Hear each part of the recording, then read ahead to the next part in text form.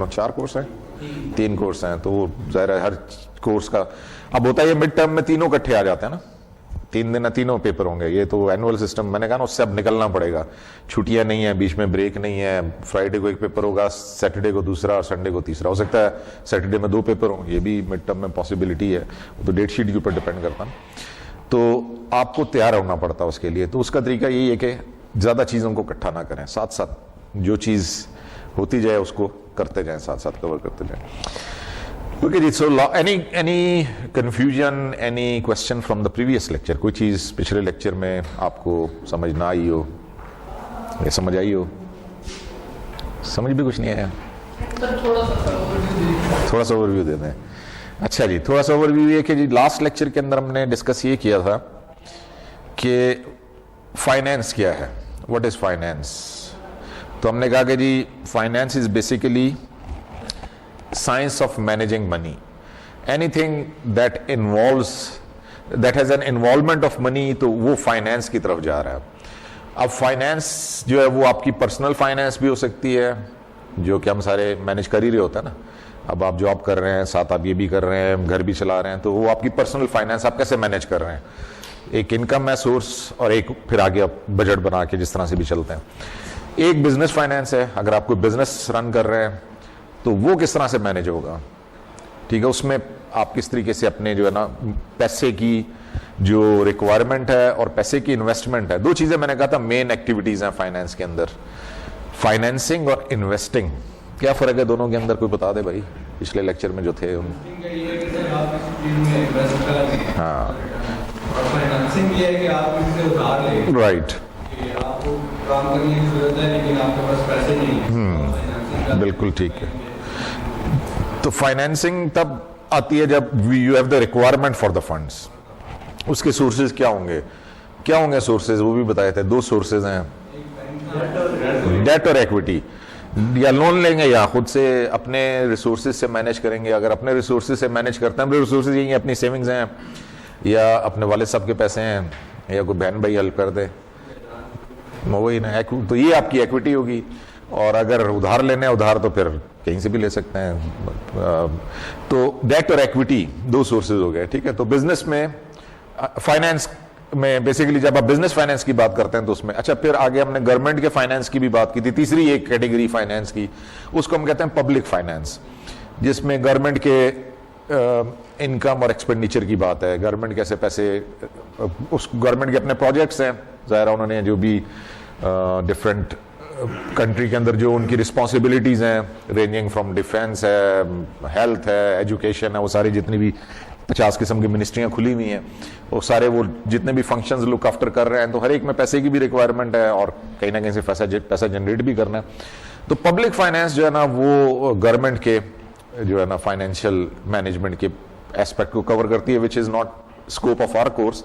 हमारा personal finance का भी नहीं है और हमारा पब्लिक फाइनेंस का भी नहीं है। Will be focusing on business finance. Business finance भी कहते हैं उसको, कॉर्पोरेट फाइनेंस भी कहते हैं। कॉर्पोरेट इसलिए कहते हैं कि जी everything in the business world, corporate is the standard. Corporate के अंदर वो जो है ना चीज़ें डेवलप होती हैं, फिर वो बिजनेसेस के अंदर अडॉप्ट होना शुरू हो जाती हैं। कॉर्पोरेट में इसलिए डेवलप होती हैं कि कॉर्पोरेट के पास रिसोर्सेज हैं, ठीक है। वो रिसर्च R&D कर सकते हैं, रिसर्च एंड डेवलपमेंट कर सकते हैं। They can even take risk, they can even experiment the things, जो कि एक छोटे बिजनेस में पॉसिबल नहीं है ना। लिमिटेड आपके रिसोर्सेज हैं, उसमें आप सारी चीज़ें नहीं कर सकते। कॉर्पोरेट के पास पैसा भी बड़ा है, तो वो कई चीज़ें एक्सपेरिमेंटल भी कर लेते हैं, रिसर्च भी कर लेते हैं, उससे फिर चीज़ें डेवलप होना शुरू हो जाती हैं। और वो फिर चीज़ें जो प्रूवन हो जाती हैं, जो हम किताबों में पढ़ते हैं, आप जो भी कोर्स पढ़ रहे होंगे उसके अंदर आप कॉर्पोरेट की एग्जांपल्स पढ़ रहे होते हैं और केस स्टडीज देख रहे होते हैं। और केस स्टडीज दोनों तरह की हैं, सक्सेस स्टोरीज भी हैं और फेलियर की स्टोरीज भी हैं। तो वो सक्सेस स्टोरीज को देखते हैं कि क्या रीजंस थे, क्यों वो सक्सेसफुल हो गए। फेलियर की है कि भाई वो क्यों बिजनेसेस फेल हो गए। तो बिजनेस फाइनेंस के अंदर फिर हमने डिस्कस किया था कि जी फाइनेंशियल मैनेजमेंट क्या है। फाइनेंशियल मैनेजमेंट किन एरियाज को लुक आफ्टर करती है। बिजनेस के अंदर जो आपका फाइनेंशियल मैनेजर है या फाइनेंस का डिपार्टमेंट है, वो किन एरियाज को लुक आफ्टर करता है। कोई है जी ज़हन में, बताएं। सर ये कि जितनी भी फाइनेंशियल रिसोर्सेज हैं वहाँ से किस तरीके से मतलब इनकमिंग और ठीक है, एक तो वही फाइनेंसिंग और इन्वेस्टमेंट डिसीजंस हो गए, वो उनकी रिस्पॉन्सिबिलिटी है। जो फाइनेंशियल मैनेजर्स हैं या फाइनेंस डिपार्टमेंट, उसने ये दोनों काम बिजनेस के लिए करने हैं। ठीक है, इंटरेक्ट करना है, इंटरेक्शन करना है फाइनेंशियल इंस्टीट्यूशंस के साथ, क्योंकि आपको सोर्सेज ऑफ फंड्स या इन्वेस्टमेंट्स वो आपने कहीं ना कहीं फाइनेंशियल इंस्टीट्यूशंस में ही करने होंगे। तो आपको you need to have a know how, you need to have a knowledge about those financial institutions, जिसमें बैंक भी आ गए, स्टॉक मार्केट भी उसके अंदर आ गई, और बाकी जो इन्वेस्टमेंट कंपनीज, फाइनेंस कंपनीज, वो सारे उसमें different type of financial institutions उसमें आ गए। उसके बाद फिर हमने डिस्कस किया था कि जी फाइनेंस डिपार्टमेंट की ऑर्गेनाइजेशन किस तरह से है। तो एक कॉर्पोरेट सेटअप में, again if we look at the corporate setup, जो कॉर्पोरेट के अफेयर्स हैं वो बोर्ड ऑफ डायरेक्टर रन करता है। ठीक है, तो बोर्ड ऑफ डायरेक्टर में we have a CEO, chief executive officer, who is the head of that board. अब वो बोर्ड ऑफ डायरेक्टर जो है ना, वो सारे आपके बिजनेस के जितने डिसीजंस है वो ले रहे हैं, लेकिन उनको इनपुट चाहिए। जब उन्होंने कोई भी अपनी फाइनेंशियल वर्किंग करनी है, तो they need to work input from all the departments which are working in their organisation. तो उसके लिए they have a staff position बीच में जो है ना, यानी between this board of director and your managers, जो बिजनेस के मैनेजर्स हैं, उनके बीच में somewhere in between is the financial manager, which CFO जिसको हम कहते हैं, चीफ फाइनेंशियल ऑफिसर आ गया। तो उसका काम है कोऑर्डिनेशन करना और कंट्रोल करना, कि वो कोऑर्डिनेशन भी करता है फाइनेंशियल सारे डिपार्टमेंट के साथ, और फिर जो आपका बजट है उसको कंट्रोल करना, चीज़ों को मैनेज करना, लुक आफ्टर करना, फिर different type of reports generate करके मैनेजमेंट को प्रेजेंट करना कि क्या चीज़ें हमारी बेहतर हो रही हैं, क्या चीज़ें हमारी ख़राब हो रही हैं। बेस्ड ऑन दैट फिर मैनेजमेंट जो है ना आगे अपनी पॉलिसी वर्किंग जो है ना वो बनाते हैं। तो ये थोड़ा सा हमने उसमें फिर CFO के अंडर दो पोजीशंस आ जाती हैं, कंट्रोलर एंड ट्रेजरर। क्या फ़र्क है जी कंट्रोलर और ट्रेजरर में? कंट्रोलर ऑफ अकाउंट्स सुनते हैं ना, कंट्रोलर ऑफ मिलिट्री, CM में मिलिट्री अकाउंट्स। तो अकाउंटिंग जो ऑपरेशन हैं आपके बिजनेस के, वो कंट्रोलर लुक आफ्टर करता है। जितने भी बिजनेस के अकाउंटिंग फंक्शंस हैं, जैसे फाइनेंशियल अकाउंटिंग है, अकाउंटिंग के भी फिर टाइप्स हो गए ना, 3 टाइप्स हैं, फाइनेंशियल अकाउंटिंग है, मैनेजमेंट अकाउंटिंग है और टैक्स अकाउंटिंग है। ये 3 तरह के अकाउंटिंग फंक्शंस हैं जो चल रहे हैं। तो कंट्रोलर इन अकाउंटिंग फंक्शंस को लुक आफ्टर करता है। ट्रेजरर जो है ना, वो सारे काम कर रहा है जो हमने कहा फाइनेंशियल मैनेजर करते हैं, यानी financing, investing, interaction with financial markets, coordination, control. ठीक है, ये सारे काम जो है वो आपके ट्रेजरर जो है वो उसको लुक आफ्टर करता है। एसेट मैनेजमेंट, इवन जितने भी आपके एसेट्स हैं उनको मैनेज करना। तो ये चीजें हमने कवर की थी। उसके बाद फिर हमने फॉर्म्स ऑफ बिजनेस डिस्कस किए थे। 3 मेजर फॉर्म्स ऑफ बिजनेस कौन कौन से हैं? सोल प्रोप्राइटरशिप है, पार्टनरशिप है और कॉर्पोरेशन है। क्या फर्क है तीनों में? सिंगल ओनर है, ठीक है, 2 से ज्यादा, ठीक है,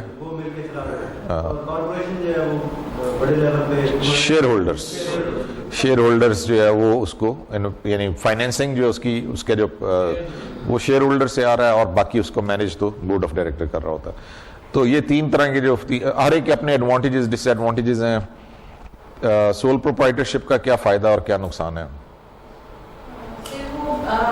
सारा जो उसका प्रॉफिट है वो किसी का होता है, और जितना भी उसको लॉस होगा वो भी कहता है। हाँ, फायदा और नुकसान दोनों हो गया ना, ठीक है। और टैक्स भी उसको एक ही दफा देना पड़ेगा, जो उसकी पाकिस्तान में देना पड़ेगा। बड़ा जोर लगा रहे हैं FBR वाले, लेकिन अभी तक जो है ना सैलरी वालों से निचोड़ते जा रहे हैं। बिजनेसेस अभी तक काबू नहीं आ रहे हैं, नेट में नहीं आ रहे हैं उसमें ना, बिजनेस वाले अभी तक उस नेट में शामिल नहीं है। इवन अब उन्होंने वो भी लगा दिए हैं, पॉइंट ऑफ सेल मशीन्स भी हर जगह पे। देखें उससे कोई फर्क पड़ता है या नहीं करता, लेकिन अभी तक तो हालात खराब ही हैं हमारे। तो ये भी फायदा हो गया कि टैक्स भी आपको ऑफिशियली हम नहीं लिख सकते, लेकिन अनऑफिशियली फायदा। और इसके अलावा इजी फॉर्मेशन है, आसान है। एक जगह से रजिस्ट्रेशन करवानी पड़ती है आपको, रजिस्ट्रेशन सर्टिफिकेट दुकान पे देखे ना, वो लटका 2 ही पेपर लटके होते हैं आमतौर पे शॉप्स पे। एक उन्होंने वो रजिस्ट्रेशन का लगाई होती है, FBR का NTN नंबर लगा, बस ये 2 डॉक्यूमेंट्स है। हाँ, जो इसका ड्रॉबैक है वो ये है कि उसमें फाइनेंसिंग में प्रॉब्लम होती है, इसलिए कि छोटा बिजनेस है तो थोड़े रिसोर्सेज हैं, आपको एक्सटर्नल फाइनेंसिंग लेने में प्रॉब्लम आ सकती है। पार्टनरशिप के फवायद और नुकसान। प्रॉफिट जो है वो आधा देना पड़ता है। नुकसान है प्रॉफिट डिस्ट्रीब्यूट हो जाएगा। फायदा ये है कि मैनेजमेंट डिस्ट्रीब्यूट हो जाएगी, लोड भी कम हो जाएगा। फायदा ये रिस्क भी डिस्ट्रीब्यूट हो जाएगा, फाइनेंसिंग भी डिस्ट्रीब्यूट हो जाएगी। एक पार्टनर जो है वो डिसॉल्व करना चाहेगा, हाँ। फिर दूसरा उसको सस्टेन कर सकता है या नहीं कर सकता। ये भी प्रॉब्लम है। लॉन्ग लास्टिंग बिजनेस नहीं है। आमतौर से देखने में ये आता है कि पार्टनरशिप्स जल्दी खत्म हो जाती हैं, डिफरेंस ऑफ ओपिनियन है, डिसीजन कॉन्फ्लिक्ट आ जाता है, तो उस वजह से डिपेंड करता है वो। इसके लिए ये है कि आप कितना अच्छा अपना पार्टनरशिप एग्रीमेंट बनाते हैं। वो अगर आपने उसमें ये सारी चीज़ें एड्रेस की हुई हैं तो कुछ अर्सा चल जाएगा, थोड़ा सा लॉन्ग लास्टिंग हो जाएगा। अगर ये एड्रेस नहीं की फिर तो इंशाल्लाह बहुत जल्दी लड़ाई पे खात्मा हो जाएगा। तो बर्डन शेयर है, रिस्क शेयर है। ठीक है जी। अब कॉरपोरेशन के फवायद और नुकसान। शेयर होल्डर्स का बिजनेस है, लॉन्ग लास्टिंग होता है। लॉन्ग लास्टिंग है। शेयर होल्डर्स आते जाते रहते हैं, उससे बिजनेस को तो कोई फर्क नहीं पड़ता। जिसको शेयर अनलिमिटेड तो नहीं है, लेकिन रिसोर्सेज ज्यादा हैं, यानी एक्सटर्नल फाइनेंसिंग मिल सकती है कि स्कोप उनका वो बड़ा ना, दे हैव अ बिगर कह लें आप उनका size in terms of financing, पैसा ज्यादा है तो फिर उस बेस पे वो फाइनेंसिंग भी लोन ले सकते हैं, एक्सटर्नल फाइनेंसिंग आसानी से ले सकते हैं। फायदा ये है कि जी स्पेशलाइज्ड मैनेजमेंट है। आप बोर्ड ऑफ डायरेक्टर्स स्पेशलाइज्ड लोग हैं जो उसको मैनेज करते हैं। इवन मुझे कोई बिजनेस का पता नहीं है, एक बिजनेस का, मैं उसके शेयर ले सकता हूँ, उस बिजनेस में ओनरशिप का हिस्सा बन सकता हूँ, मुझे कोई उसमें लेना देना नहीं है कोई बिजनेस, क्योंकि मैनेज तो बोर्ड ऑफ डायरेक्टर कर रहा है।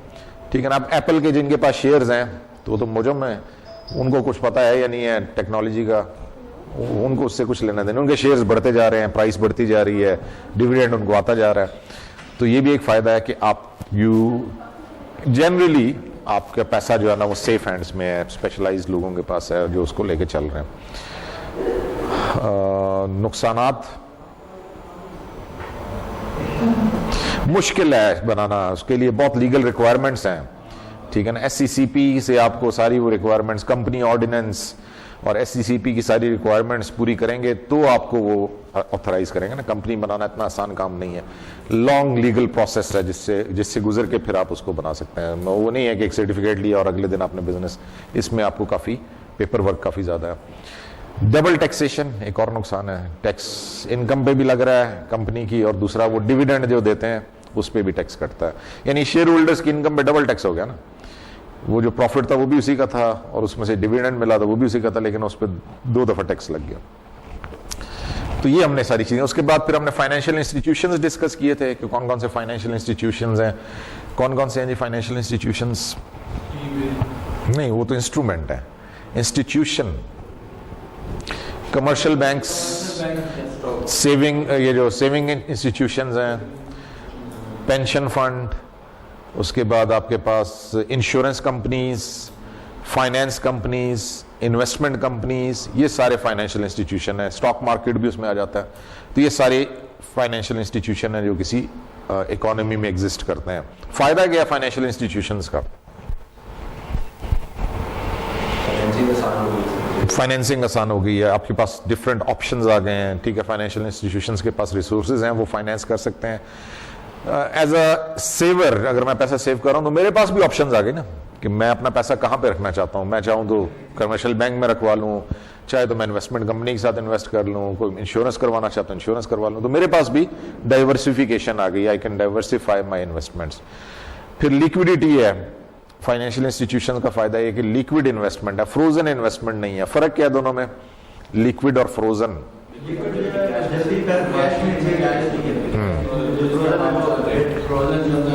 हाँ, फंस गया पैसा। अब आपने फ्रोजन इन्वेस्टमेंट की एग्जांपल क्या होगी, आपने किसी को लोन दिया 5 साल के लिए, आप इंतजार करें, अब 5 साल से पहले तो वापस नहीं होता, आपने पैसा वहां पे फंसा दिया अपना। लेकिन अगर लिक्विड इन्वेस्टमेंट है तो वो जब चाहें आप पैसा इन्वेस्ट करें, जब चाहें निकलवा लें, जब चाहें। तो स्टॉक मार्केट की एग्जांपल है, शेयर्स आपने लिए, जब आपको दिल जरूरत पड़ी आपने बेच दिए, जब दिल चाहा किसी और कंपनी के ले लिए। तो this is an example of liquid investment. और इसका फ़ायदा ये है जो फाइनेंशियल इंस्टीट्यूशंस हैं कि आपके पास जनरली जो आपके ये पैसा मैनेज करने वाले लोग हैं वो स्पेशलिस्ट लोग हैं। जैसे मैंने आपको एग्जांपल दी थी कि बैंक्स जो हैं उनके सीईओ कितनी ज़्यादा सैलरी लेते हैं ना, करोड़ों में सैलरी ले रहे हैं, लेकिन वो करोड़ों में अगर लेते हैं तो उससे कई गुना कमा के भी तो देते हैं ना। तो मतलब प्रोफेशनल लोग हैं ना, पैसा जो है ना वो they know how to manage the funds, इसीलिए फिर उनको इतनी ज़्यादा सैलरीज भी मिलती हैं क्योंकि वो उससे कई गुना ज़्यादा अपना जितना पैसा उनको मिलता है उससे कई गुना ज़्यादा प्रॉफिट भी कमा के देते हैं। तो ये कुछ इसके फ़ायदे भी हमने डिस्कस कर लिए थे। फिर उसके बाद और क्या जी, लास्ट लेक्चर में फाइनेंशियल इंस्टीट्यूशंस थे, उनके फ़ायदे क्या थे, इंटरेस्ट रेट की आखिर में हमने कुछ थोड़ी सी बात की थी कि इंटरेस्ट रेट कैसे डिटरमिन होता है। जो मार्केट में इंटरेस्ट रेट है उसके कंपोनेंट्स क्या क्या हैं, 5 कंपोनेंट्स हैं उसके।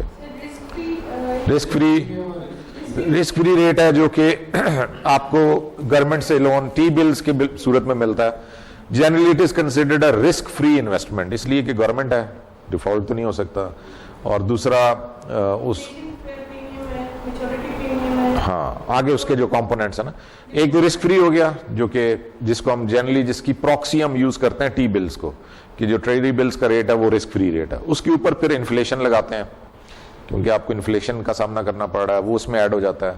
उसके ऊपर 3 चीजें और ऐड होती हैं, लिक्विडिटी प्रीमियम, कि पैसा आपका फंस गया, लिक्विडिटी नहीं है उसके अंदर, आपने किसी को लोन दिया तो आप जब तक वो आपकी टेन्योर पूरा नहीं होता, वो प्रोजेक्ट पूरा नहीं होता तो वो नहीं होगा।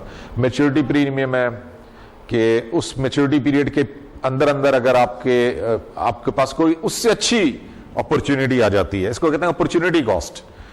यानी आपने किसी को 10% कहीं पे आपने 10% के लिए इन्वेस्ट कर दिया 5 साल के लिए, और थोड़े से बाद आपको एक और इन्वेस्टमेंट अपॉर्चुनिटी मिली जहां पे आप 15% कमा सकते हैं, लेकिन यू आर डिप्राइव्ड इसलिए कि आपने तो अपना पैसा वहां पे ब्लॉक कर लिया।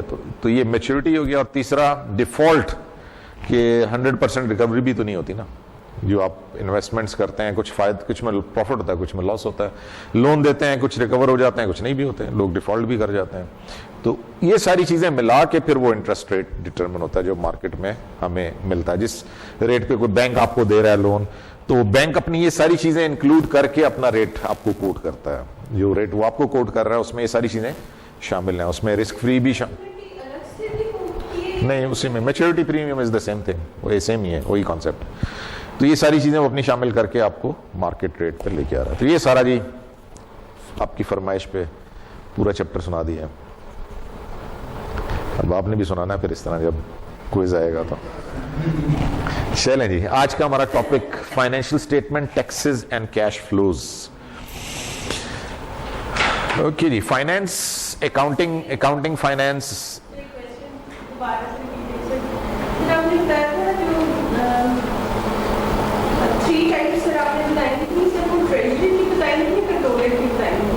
नहीं, कंट्रोलर के अंडर जो अकाउंट्स आते हैं, अकाउंटिंग फंक्शंस आते हैं, वो 3 तरह के अकाउंटिंग फंक्शंस हैं। उसमें फाइनेंशियल अकाउंटिंग है, मैनेजमेंट अकाउंटिंग है और टैक्स अकाउंटिंग है। तीनों डिफरेंट नेचर है ना, तीनों की नेचर डिफरेंट है।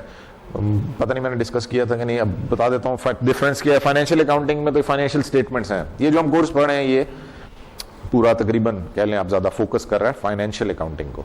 मैनेजमेंट अकाउंटिंग में आप नाम से पता चल रहा है management accounting that is designed या that is developed for the help for aiding management, यानी मैनेजमेंट डिसीजन मेकिंग, उससे जो मैनेजमेंट ने डिसीजंस लेने हैं उसके लिए उनको जो इंफॉर्मेशन चाहिए वो मैनेजमेंट अकाउंटिंग के थ्रू आती है। और टैक्स अकाउंटिंग, जो आपने टैक्स रिटर्न्स जमा करवानी है, ठीक है, तो वो भी तो एक पूरा एक वो खाता है ना कि जी पूरा आपने टैक्स रिटर्न्स, क्योंकि उसमें टैक्स का नॉलेज होना आपके पास, फिर टैक्स में क्या आपको एग्जेम्पशंस मिल सकती हैं, कहाँ से आपको टैक्स जो है वो सेव हो सकता है, किन चीज़ों को आप बेहतर तरीके से प्रेजेंट करके वहाँ से गवर्नमेंट से अपने लिए कुछ रिलैक्सेशंस ले सकते हैं। तो ये सारी चीज़ें आपको पता होनी चाहिए। उसके लिए फिर आपके पास टैक्स जनरली क्या करते हैं कंपनीज, टैक्स डिपार्टमेंट के जो रिटायर्ड लोग होते हैं उन्होंने अपनी खुली में है ऑफिसेज, टैक्स कंसल्टेंट के नॉर, उन्हीं को रख लेते हैं। वो फिर उनको इन एंड आउट सारा पता है कि भाई किस तरह से अपने टैक्स को अपना मैनेज करना है। सो बेसिकली टैक्स मैनेजमेंट है ना, tax accounting is tax management. अच्छा जी, financial statement, taxes and cash flows. Accounting और फाइनेंस में क्या फर्क है, ये बताया था कि नहीं बताया था? चलें ये भी बताएं। हाँ, क्या फर्क है दोनों में? सर अकाउंटिंग में सारी डिटेल आ जाती है, inflows and outflows and each and every, और सर फाइनेंसिंग में वही जो भी हम सारा डिस्कस कर रहे हैं। ओके, अकाउंटिंग जो है ना, that is mainly focused on gathering financial information, financial record keeping, ये कह लें आप। फाइनेंशियल रिकॉर्ड कीपिंग जो है ना, वो आपकी अकाउंटिंग है। उसका रिकॉर्ड मेंटेन करना कि जी हमारा अकाउंट्स, आप कहते हैं जी अकाउंट्स से पता करें, तो अकाउंट्स में सारा डाटा पड़ा हुआ ना, they have maintain the data. So every financial accounting transaction is documented, और वो डॉक्यूमेंट करने का काम या उसका नाम जो है अकाउंटिंग है। लेकिन सिर्फ इतना नहीं, that is a narrow definition, ये बहुत उसकी नैरो डेफिनेशन है कि सिर्फ अकाउंट कीपिंग करना अकाउंटिंग है, या फाइनेंशियल डाटा मेंटेन करना अकाउंटिंग है। इसमें उसको एनालाइज करना भी अकाउंटेंट्स का काम है ना। मतलब आपने बैलेंस शीट बनाई है तो क्या, सो व्हाट, कुछ उसमें ग्रे एरियाज होंगे, कुछ उसमें अच्छे होंगे ना, कुछ आपके लिए उसमें पॉजिटिव होंगे, कुछ नेगेटिव होंगे, तो ये कौन बताएगा? ये इंटरप्रेट करना भी तो अकाउंटेंट्स का काम है। तो एनालिसिस, फाइनेंशियल स्टेटमेंट का एनालिसिस भी उनका काम है। फिर उसको आगे प्रेजेंट करना, कम्युनिकेट करना, यानी वो चीजें अपने पास रख के बैठने के लिए तो नहीं बनाई ना, वो जिसने आपको रखा हुआ है अकाउंटिंग के लिए, जिस ऑर्गेनाइजेशन ने, वो ये चाहती है कि आप उसको हेल्प आउट करें, तो वो आप कम्युनिकेट करेंगे तो उसकी हेल्प है ना, कि उसको आप बताएंगे कि जी these are the areas which require improvement, और ये चीजें ठीक जा रही हैं, इनको कुछ छेड़ने की जरूरत नहीं है। तो ये तीन काम बेसिकली अकाउंटिंग के अंदर आ गए। फाइनेंशियल रिकॉर्ड कीपिंग आ गया, analysis of that records, and then communicating to the decision makers, जो आपके ऊपर, अकाउंटेंट्स तो डिसीजन मेकर नहीं है ना, वो तो किसी को हायर फायर नहीं कर सकते, वो कोई डिसीजन तो नहीं ले सकते, वो सिर्फ इनपुट दे सकते हैं, वो बता सकते हैं कि जी ये चीज है, इसको आप देख लें, इसमें इंप्रूवमेंट चाहिए, ये हमें यहां से हमें नुकसान हो रहा है, यहां से हमें फायदा हो रहा है, तो वो फिर आगे मैनेजमेंट देखती है कि जी क्या उसको हमने किस तरीके से हैंडल करना है। जबकि फाइनेंस जो है वो तो फाइनेंशियल मैनेजर्स की तरफ जा रहे हैं, जो हमने रूल फाइनेंशियल मैनेजर्स की बात किए थे, इन्वेस्टिंग, फाइनेंसिंग, फाइनेंस की तीन ही मेन, फाइनेंस या फाइनेंशियल मैनेजमेंट के तीन ही मेजर एरियाज हैं, इन्वेस्टमेंट, फाइनेंसिंग, एसेट मैनेजमेंट, यानी वो ज्यादा फाइनेंशियल मैनेजमेंट को कवर करता है, ठीक है ना। अकाउंटिंग जो है ज्यादा फाइनेंशियल रिकॉर्ड कीपिंग को कवर करता है, फाइनेंशियल डाटा मेंटेन करने को, उस डाटा के साथ फिर जो चीजें लिंक है उसको, जबकि जो फाइनेंस, जो आपके फाइनेंशियल मैनेजर्स हैं या फाइनेंस है, वो आपके फाइनेंसेस किस तरह से हैंडल करने हैं, how to handle the finances, फर्क है ना दोनों में। एक रिकॉर्ड कीपिंग को ज्यादा फोकस कर रहा है, एक आपके यूजेज ऑफ फंड्स को, sources and usages of fund को ज्यादा फोकस कर रहा है, ठीक है।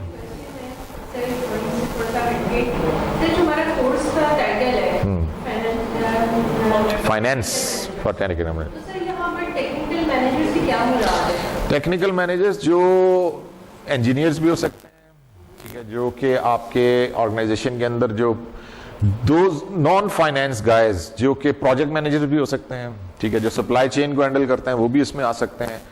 तो अपने लिहाज से यानी they are at a position where they can make decisions, but they are not the finance guys, ठीक है ना। तो उनके लिए है, उनको why they need to understand this concept, कि वो जो डिसीजन मेकिंग ले रहे होते हैं उसका इंपैक्ट आपके फाइनेंसेस पे पड़ता है, या जो आपके फाइनेंशियल पोजीशन है उसके हिसाब से उन्होंने कोई डिसीजंस लेने हैं। तो इसलिए इसका आपस में, यानी अब तो बहुत सारी आप ऑर्गेनाइजेशंस देखें जिसमें आपको जब you have to move up the ladder, यानी आप कहते हैं कि जी मुझे मैनेजरियल पोजीशन पे मूव करना, वो कहते हैं पहले एमबीए करें, you need to have a MBA degree. वो क्यों कहते हैं एमबीए करें? इसलिए कि आपको जब तक बिजनेस की मैनेजमेंट के डिफरेंट एस्पेक्ट्स का पता नहीं होगा, you will not be able to do that.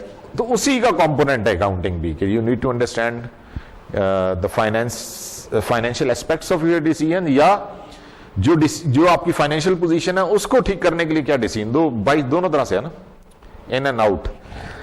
कुछ चीजें हैं जो आप डिसीजन लेंगे वो आपकी फाइनेंशियल पोजीशन को इफेक्ट करेंगी, how they are going to effect, positive negative, वो आपको ध्यान में रखना है। या जो आपकी करंट फाइनेंशियल पोजीशन है उसको ठीक करने के लिए आपको क्या करना पड़ेगा, आप अकाउंटिंग, आप टेक्निकल साइड पे क्या चीजें करें जिससे आपकी फाइनेंशियल पोजीशन इंप्रूव हो जाए। तो ये थोड़ा सा इसमें लिंकेज है। अच्छा जी, तो ये पहला अकाउंटिंग फंक्शन क्या, gathering, processing and reporting data, जो मैंने आपको बताया। And result is a set of, अच्छा जो प्रोडक्ट है, जो इसका ऑब्जेक्टिव है, प्रोडक्ट है अकाउंटिंग का, वो फाइनेंशियल स्टेटमेंट्स हैं। और ये 4 फाइनेंशियल स्टेटमेंट्स हैं जो यहाँ पे मेंशन्ड है कि ये financial statement, set of these financial statement is standard, these are the standard financial statements which are prepared by businesses. और कॉर्पोरेट की अगर हम बात करें तो these are the set of financial statements which are prepared by the corporations. Public limited corporation can be public limited, it can be private limited. ठीक है, private limited वो है तो वो भी शेयर होल्डर्स, लेकिन उनके शेयर जो है ना वो पब्लिक के लिए अवेलेबल नहीं है, स्टॉक मार्केट में अवेलेबल नहीं है शेयर्स, लेकिन स्टॉक मार्केट में लिस्टेड नहीं है। पब्लिक लिमिटेड कंपनीज वो हैं जो स्टॉक मार्केट में पब्लिक नाम से होता है, पब्लिक के लिए, वो पब्लिक गवर्नमेंट वाला नहीं है, ये पब्लिक आम पब्लिक है, यानी इनके शेयर्स अवेलेबल हैं फॉर पब्लिक। तो पब्लिक लिमिटेड कंपनीज को तो ये पब्लिश भी करनी पड़ती है ना उनकी। मैंने आपको बताया था कि जितनी भी आप जो कंपनी स्टॉक मार्केट में लिस्टेड है उसकी वेबसाइट से जाके आप ये सारी स्टेटमेंट्स उठा सकते हैं। हाँ, ये लीगली उनको ये पब्लिश करनी है। ठीक है, बनाने 2 चीजें उनके ऊपर लीगल रिक्वायरमेंट है, एक ऑडिट, ये सारी चीजें बनाई है ना, तो ये ऐसे नहीं है कि बना के जो मर्जी बना के आप लोगों को दे दें भाई, ये नहीं, उसका ऑडिट भी चाहिए। और ऑडिट कौन करता है, वो इंडिपेंडेंट ऑडिटर्स हैं, कंपनी के मुलाजिम नहीं है, एक्सटर्नल ऑडिटर्स हैं।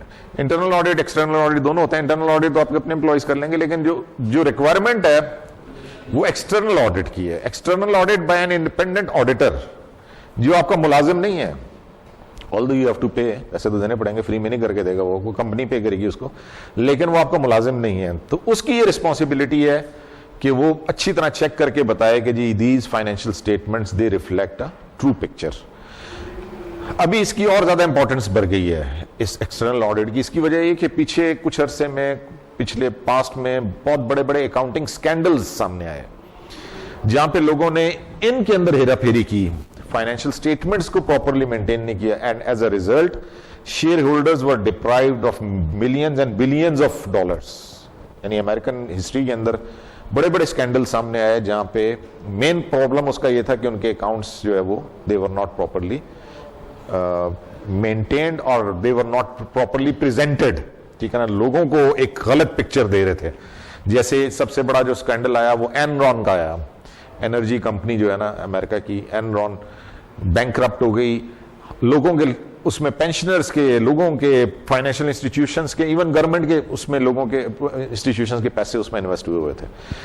तो यानी before the bankruptcy, before their bankruptcy they were presenting a very good picture. उसके शेयर की प्राइस बड़ी ऊपर थी, लोग उसमें it was considered to be a blue chip company, उसमें लोग इन्वेस्ट करना बड़ा समझते थे कि यार ये बहुत सेफ इन्वेस्टमेंट है।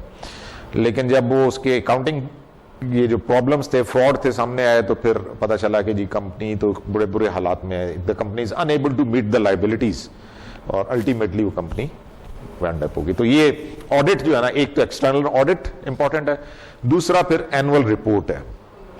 ये 2 रिक्वायरमेंट्स और भी हैं इसके अलावा रिक्वायरमेंट, लेकिन 2 मेन जो पब्लिक के साथ डील करते हैं, यानी वो एनुअल रिपोर्ट कि अपने सारे वो अकाउंट्स आप पब्लिश करें, लोगों को बताएं, शेयर करें।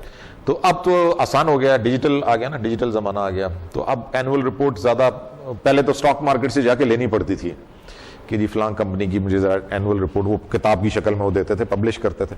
अब वो आसान हो गया काम कि जी अब वो वेबसाइट पे रख देते हैं अपने, तो कोई भी देखना चाहे यू हैव एक्सेस। जो कंपनी स्टॉक मार्केट में लिस्टेड है उसकी आपको एनुअल रिपोर्ट भी मिल जाएगी। ये जो प्राइवेट लिमिटेड है, ये ओपन एंडेड में इसको प्रेजेंट किया है, ओपन एंडेड और क्लोज एंडेड क्या है? वो तो म्यूचुअल फंड्स की टाइप है ना, ओपन एंडेड। और इसमें तो ये है कि पब्लिक का मतलब है पब्लिक उसके शेयर्स ले सकती है, ओपन अवेलेबल है टू द पब्लिक, और प्राइवेट में उसके शेयर्स हर कोई नहीं ले सकता, पब्लिक के लिए अवेलेबल नहीं है।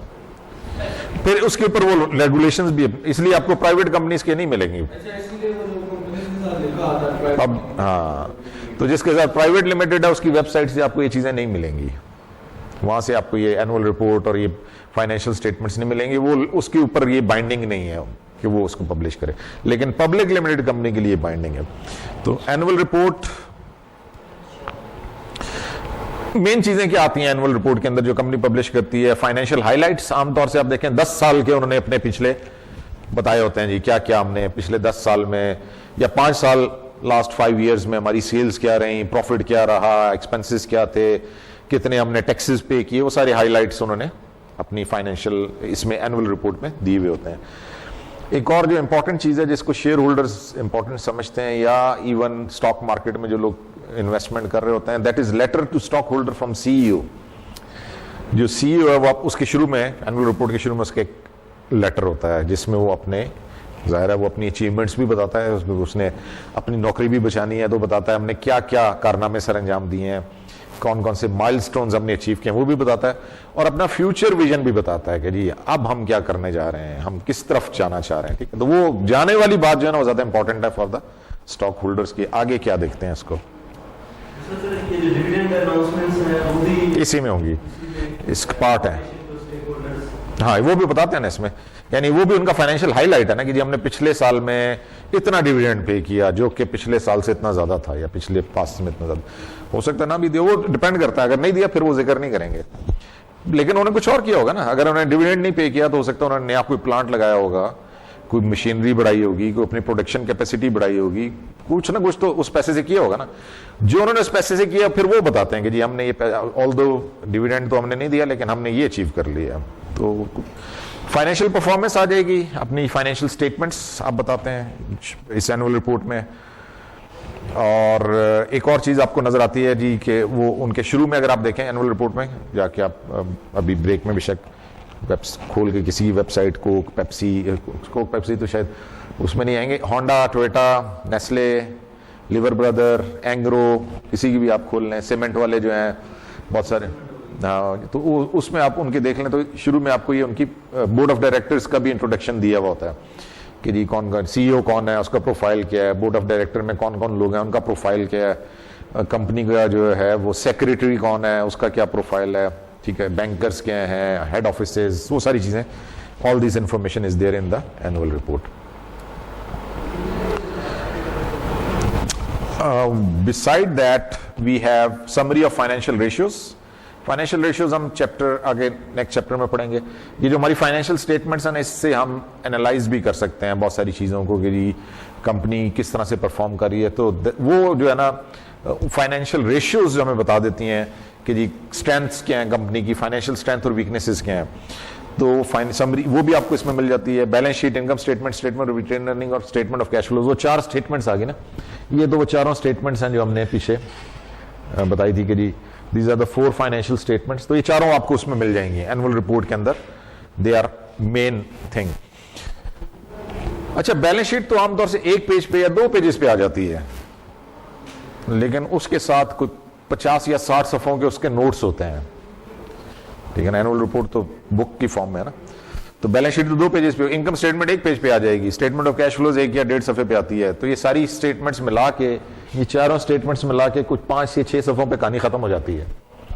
तो बाकी वो आगे 40-50 सफ़े के हैं, वो उसकी एक्सप्लेनेशन है, ठीक है। उसकी आगे उन्हें नोट्स अकम्पनिंग फाइनेंशियल स्टेटमेंट्स दिए होते हैं, तो हर एक चीज़ को एक्सप्लेन किया हुआ होता है कि ये हमने लिखा हुआ है तो इसका मतलब क्या है, ये है तो इसका ब्रेक डाउन क्या है, ये चीज़ है तो इसका ब्रेक डाउन क्या है, तो वो सारे आपको उसमें मिल जाते हैं।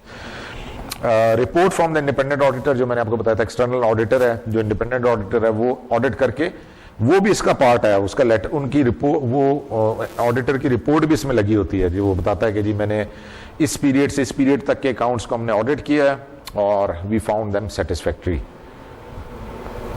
नहीं है तो वो भी लिखा होगा कि हम भी, अगर अनसेटिस्फैक्ट्री है तो वो भी आएगा फिर, ठीक है। तो वो ऑडिटर की रिपोर्ट इसमें है। GAAP, gap, generally accepted accounting principles, generally accepted accounting principles, sorry, जो आपकी फाइनेंशियल स्टेटमेंट्स है ना वो स्टैंडर्डाइज फॉर्मेट पे बनती हैं। With the passage of time ये एक्सटेंडेड बना ना, जनरली एक्सेप्टेड अकाउंटिंग प्रिंसिपल्स। ये जो अकाउंटिंग प्रिंसिपल्स बने ना, they developed over a period of time. शुरू में फाइनेंशियल स्टेटमेंट वाज रैंडम, जिसका जो दिल किया, मतलब मेरा बिजनेस है, मैं आपको बताना चाहता हूं मेरे बिजनेस में मैंने कोई पेपर पे कोई चीज जो मेरी समझ के मुताबिक थी मैंने लिख के आपको दे दी कि जी ये है मेरी फाइनेंशियल पोजीशन। दूसरे बंदे ने बनाई, वो उससे मैच, वो अपने हिसाब से बनाएगा थी। तो यू आर अनएबल, एक बिजनेस की फाइनेंशियल स्टेटमेंट किसी और रंग में है, दूसरी किसी और पैटर्न पे है, तीसरी की, तो कोई स्टैंडर्डाइजेशन नहीं थी। But with the passage of time चीजें स्टैंडर्डाइज होना शुरू हो गई अकाउंटिंग के अंदर। फाइनेंशियल स्टेटमेंट स्टैंडर्डाइज होना चाहिए। बैलेंस शीट क्या है, इसमें क्या चीजें आएंगी, तो ये आहिस्ता आहिस्ता with the passage of time standardize होना शुरू हो गया कि जी बैलेंस शीट में ये कंपोनेंट्स आएंगे, इनकम स्टेटमेंट में ये चीजें आएंगी और इस पैटर्न पे आएंगी, ये उसका फॉर्मेट होगा।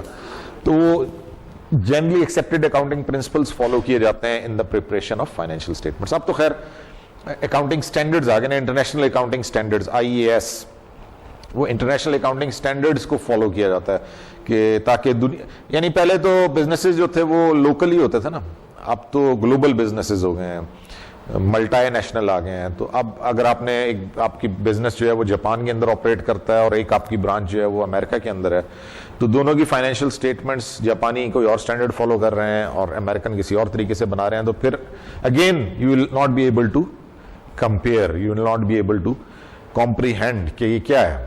तो इसलिए एक इंटरनेशनल अकाउंटिंग स्टैंडर्ड्स आ गए कि दुनिया में कहीं भी आप हैं, आप इस तरीके से फाइनेंशियल स्टेटमेंट्स को बनाएं, इस तरीके से फाइनेंशियल स्टेटमेंट्स को इंटरप्रेट करें, ठीक है ना।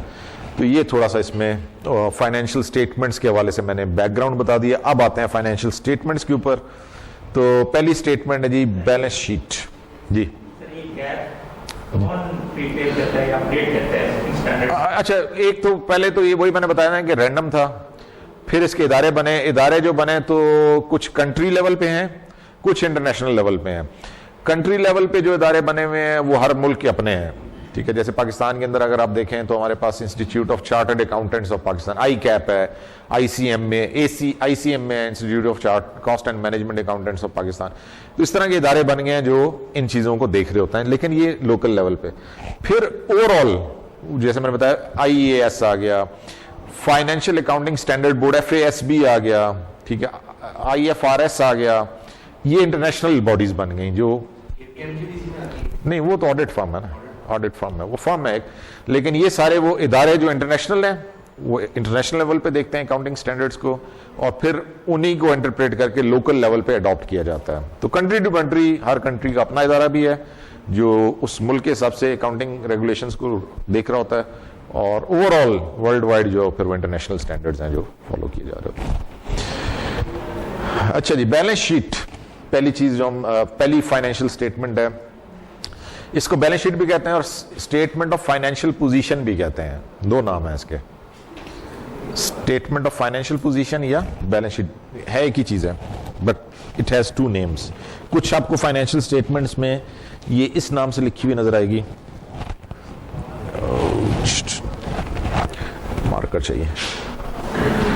कुछ फाइनेंशियल स्टेटमेंट्स में फिर आप वो ढूंढते रहेंगे यार इसमें बैलेंस शीट नहीं है, ठीक है ना, तो परेशान नहीं होना। उसमें बैलेंस शीट नहीं है तो फिर उसमें स्टेटमेंट ऑफ फाइनेंशियल पोजीशंस होगी।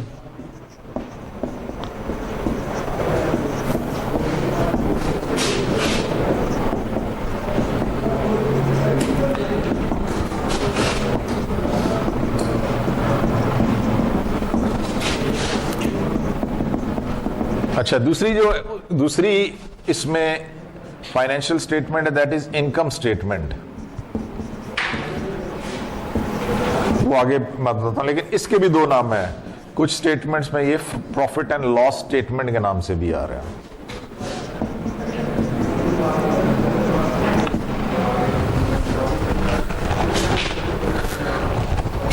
ठीक हो गया जी। ये दो आपके पास डिफरेंट दो नाम हो गए, स्टेटमेंट सेम है, नाम उनके दो डिफरेंट है। अच्छा, पहले हम बैलेंस शीट की बात करते हैं। Balance sheet is based on accounting equation.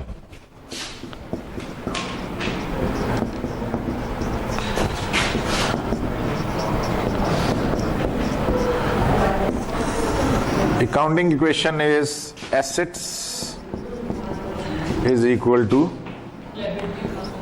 liabilities plus equity।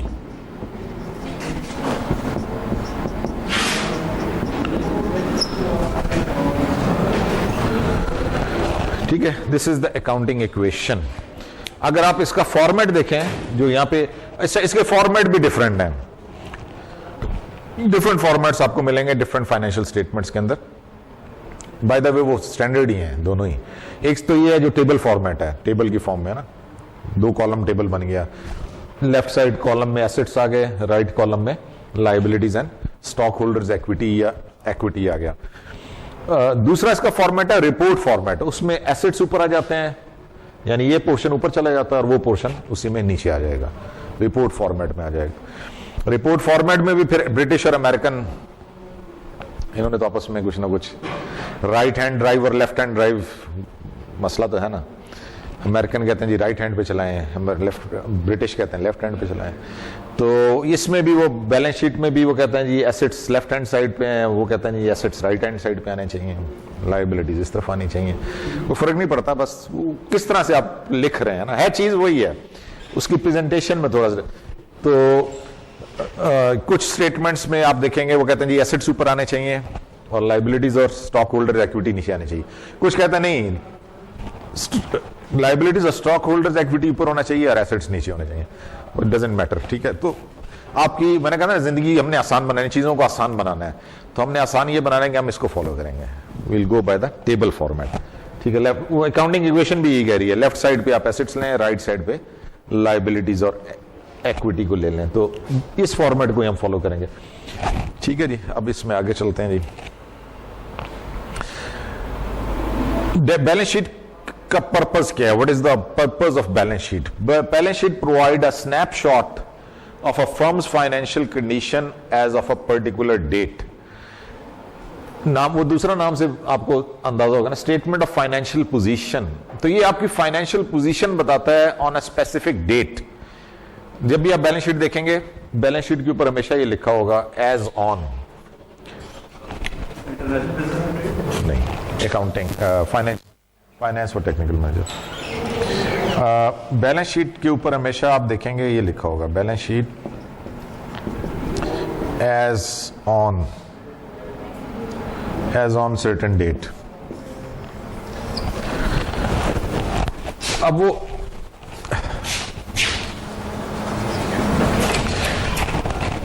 एक स्पेसिफिक डेट की पोजीशन बता रहा है कि यार ये हमारी इस डेट पे हमारे पास ये एसेट्स हैं और ये हमारी लायबिलिटीज और इक्विटी है। अगली डेट पे चेंज हो जाएगी, उससे अगली डेट, इसलिए कि फॉर एग्जांपल कैश है, अब ये एसेट्स में कैश भी आता ना, तो आज आपके पास 50 लाख रुपया बैंक में पड़ा है, आपने अपनी बैलेंस शीट बनाई, उसमें आपने शो किया कैश एट बैंक 5 मिलियन। अगले दिन आपको नेक्स्ट डे एक पेमेंट करनी पड़ी 1 मिलियन की, ठीक है, तो yesterday it was 5 million, next day it is 4 million, change हो गई ना फाइनेंशियल पोजीशन, क्योंकि आपने 1 मिलियन की पेमेंट कर दी, तो चेंज होती रहती है फाइनेंशियल पोजीशन आपकी। तो फिर इसका फायदा क्या हुआ अगर ये एक ही डेट पे है? उस दिन पे जो पोजीशन है वो सामने। जब आप देग बनवाते हैं चावलों की, तो वो एक ही दो दाने ही चखने होता है ना, चखने ही होता ना कि क्या है, वो जब आपने अप्रूव करना है, डिसअप्रूव करना ना, तो चेक नहीं हो, चेक के बता देते हैं आपके यार ठीक है ये सही बनी हुई है, नहीं तो नहीं बनी। तो ये स्नैपशॉट देख के आप बता सकते हैं कि पोजीशन ठीक है या खराब है, एक ही उसमें आपको अंदाजा हो जाता है कि जी किधर हम जा रहे हैं। तो स्नैपशॉट है, लेकिन स्नैपशॉट से ही आपको बिजनेस का अंदाजा हो जाता है कि जी। अच्छा, बैलेंस शीट जो है वो जनरली डिपेंड करता है मंथली, हम तो मंथ टू मंथ चलते हैं पाकिस्तान में, ठीक है, तो मंथ एवरी मंथ बनती है फॉर द, वो पब्लिश नहीं होती, that is for the management तो चाहिए ना, हर महीने वो देखना चाहिए। क्वार्टरली बनती है, वो क्वार्टर की आप, क्योंकि आप क्वार्टर टू क्वार्टर लेके चल रहे होते हैं, हर कंपनी के अपना जो है वो क्वार्टरली बजट्स होते हैं, तो वो क्वार्टरली लेके चल रहे होते हैं। सेमी एनुअल बनती है, कुछ कंपनीज हैं वो सेमी एनुअल डिविडेंड देती हैं, 6 महीने बाद डिविडेंड अनाउंस करते हैं, तो फिर उन्हें 6 महीने बाद चाहिए। और जो पब्लिश होने वाली है वो एनुअल होती है, हर साल की, जो आपका financial last day of the financial year है। पाकिस्तान में हम चलते हैं जुलाई 1 से लेके 30 जून, हमारा फाइनेंशियल ईयर इस तरह चलता है, जुलाई से जून। तो फिर 30 जून वाली जो होगी वो आपकी एनुअल होगी, वो आप पब्लिश करते हैं। और अगर आप जनवरी टू दिसंबर लेके चल रहे हैं फाइनेंशियल ईयर, तो फिर आपकी दिसंबर 31 वाली होगी, तो डिपेंड करता है। ठीक है, तो ये यानी पब्लिश वो होती है जो एनुअल है, वैसे बनती मंथली भी है, क्वार्टरली भी है, सेमी एनुअल भी है और एनुअल भी है। अब आते हैं जी इसके कंटेंट्स की तरफ। तो पहले हम एसेट्स की बात कर लेते हैं जी। What are assets? डिफाइन कैसे करेंगे? सर जैसे कोई फर्नीचर वगैरह है किसी भी जगह पे, ये कोई और जो कोई ऐसा इक्विपमेंट है, तो ये सब आप मुझे एसेट्स की टाइप्स बता रहे हैं। मैं कहता हूं मुझे डिफाइन करें एसेट है क्या। हो सकता है कैश, अब फर्नीचर तो है, कैश है, वो भी तो एसेट है। फिर एवरीथिंग वी ओन, एवरीथिंग को थोड़ा सा और स्पेसिफाई कर लें तो क्लियर हो जाएगा। है कुछ इस तरह की बात? हाँ, वैल्यूएबल, टेंजिबल होना जरूरी नहीं, इनटेंजिबल एसेट्स भी होते हैं। हाँ, वैल्यूएबल की बात ठीक है। इकोनॉमिक रिसोर्स होना चाहिए। It is all the economic resources. Economic resource होगा जिसको आप अपने बिजनेस में यूटिलाइज करके कैश फ्लोज जनरेट कर सकते हैं, यानी वो चीज जिससे आप पैसा कमा या पैसा कमाने में यूज हो सकती है, तो वो आपका एसेट हो जाएगा। इकोनॉमिक रिसोर्स है, वैल्यूएबल है, इकोनॉमिक रिसोर्स है। ठीक है, तो ये इसकी ब्रॉडर डेफिनेशन होगी कि assets are the economic resources which can be liquefied, which can be used to generate cash flows, जिससे आप अपना बिजनेस, अब हम बिजनेस के हवाले से बात करें, पर्सनल भी अगर आपके एसेट्स हैं तो पर्सनल एसेट तभी होगा ना जिससे आप कुछ फायदा उठा सकते हैं। वो डस्टर चाहिए।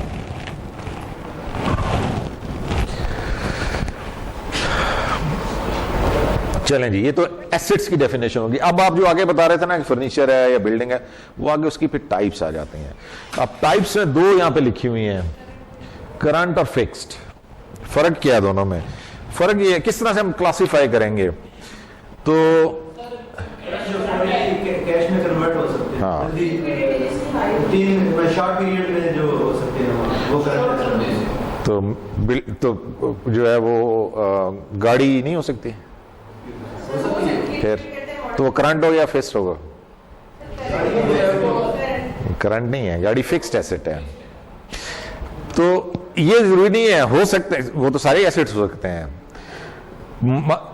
जो अकाउंटिंग के अंदर जो है ना, जैसे हम इस्लाम में कहते हैं ना, इन्नमल आमालु बिन्नियात, अमाल का दारोमदार नियतों पर है। तो अकाउंटिंग में भी करंट और फिक्स्ड एसेट्स का दारोमदार आपकी नियत पर है कि आपकी नियत क्या है, उस एसेट को कन्वर्ट करना है कैश में या नहीं करना। अगर आपकी नियत ये है, अगर आपने एक एसेट लिया है, एक्वायर किया, इकोनॉमिक रिसोर्स है आपका, आपकी इंटेंशन ये है कि जी इसको हमने कन्वर्ट कर लेना है इनटू कैश और जल्दी कर लेना। अच्छा, अब जल्दी क्या है? Short term. अकाउंटिंग के अंदर less than 1 year is short term. ठीक है जी, हम कहते हैं ना शॉर्ट टर्म और लॉन्ग टर्म, तो फर्क क्या है दोनों में? तो अकाउंटिंग के हिसाब say anything which is less than 1 year is short term, anything which is more than 1 year is long term. इसको वैसे लॉन्ग टर्म एसेट्स भी लोग कहते हैं, फिक्स्ड एसेट्स को। तो वो लॉन्ग टर्म इसलिए कहते हैं कि हमारा कोई इरादा नहीं है कि इसको 1 साल के अंदर अंदर कैश में कन्वर्ट करना है, हम नहीं करना चाहते, हम इसको लॉन्ग टर्म रखना चाहते हैं, इसलिए इसको लॉन्ग टर्म एसेट कहेंगे।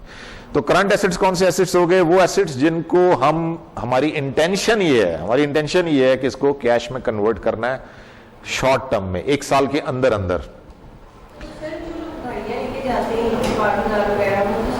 हाँ, अब ये एक अच्छा वो है कि अब एक बंदे का बिजनेस ही गाड़ियां बेचने का, तो उसका फिर वो करंट एसेट होगा। ठीक है, जिसका बिजनेस ही गाड़ियां बेचने का है तो उसका तो करंट एसेट, क्योंकि उसकी नीयत क्या है? उसकी नीयत है आज बिक जाए, अभी बिक जाए, दूसरे दिन तो रखनी नहीं है। तो फिर तो आपकी इंटेंशन यही है कि उसको आपने जल्दी कन्वर्ट कर, वो आपकी इन्वेंट्री हो गई ना। फिर क्या ज़कात तो 1 साल के बाद, साल के बाद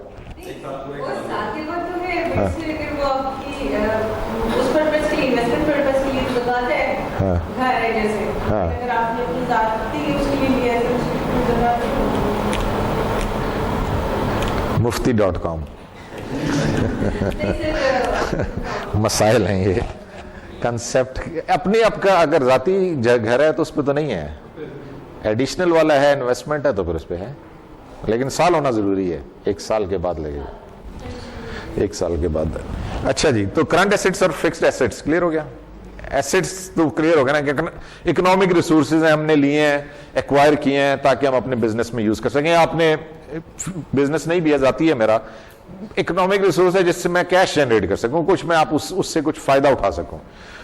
तो करंट वो हो गए जो हमने इस नीयत से लिए हैं, इंटेंशन हमारी ये कि जी ये कैश में कन्वर्ट कर लेने हमने, और 1 साल के अंदर अंदर कन्वर्ट कर लेने, 1 साल से ज्यादा नहीं रखने हैं। और वो एसेट्स जो हमने ले लिए हैं लेकिन हमारा कोई इरादा नहीं है कम से कम 1 साल तक उनको कैश में कन्वर्ट करने का, वो हमारे लॉन्ग टर्म। अब इसकी एग्जांपल्स देख लेते हैं। ये 6 मेन एग्जांपल्स हैं करंट एसेट्स की। 6 कैश एंड कैश इक्विवेलेंट, उसको तो कन्वर्ट करने की जरूरत ही नहीं है, वो तो कैश इक्विवेलेंट भी वही है, कैश के बराबर ही है। जैसे आपके पास किसी का चेक पड़ा हुआ है तो वो भी वही हो गया ना। अकाउंट रिसीवेबल क्या चीज है?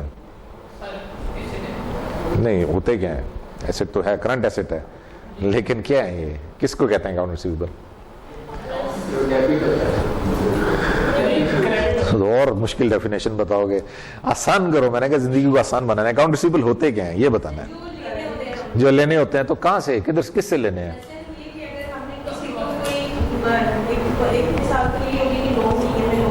वो अकाउंट रिसीवेबल नहीं होगा। हाँ, वो अकाउंट रिसीवेबल है। Account receivable is credit sales, ठीक है, लिख लें बेशक। अकाउंट रिसीवेबल सिर्फ एक ही चीज कहलाती है, वो आपकी क्रेडिट सेल्स हैं, वो अकाउंट रिसीवेबल्स हैं, बाकी नहीं है। लोन दिया वो लेना है, वो अकाउंट रिसीवेबल नहीं है, वो लोन रिसीवेबल है। एक चीज एक दिन सेल किया तो उसका जो कैश है वो 1-2 दिन में हमें मिलना है। हाँ, वो जनरली जो होलसेल बिजनेस है या इवन मैन्युफैक्चरर है वो आपको 30 डेज का क्रेडिट देता है, 60 डेज का भी देते हैं, बाज कंपनी 90 डेज का क्रेडिट देती हैं। 90 दिन में पेमेंट कर दें, 60 दिन में कर दें, 30 दिन में कर दें, तो ये सारे अकाउंट रिसीवेबल्स हैं।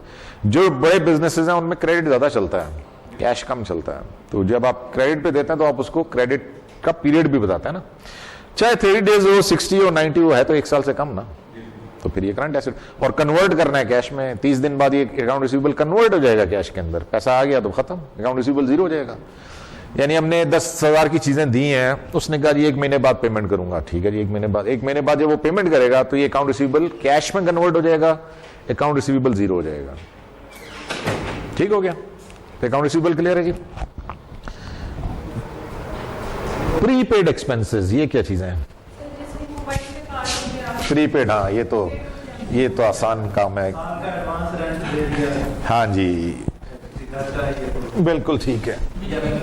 प्रीपेड जो भी आपने कोई एक्सपेंस था जो एडवांस में, it is just like, it is benefit बाद में मिलेगा।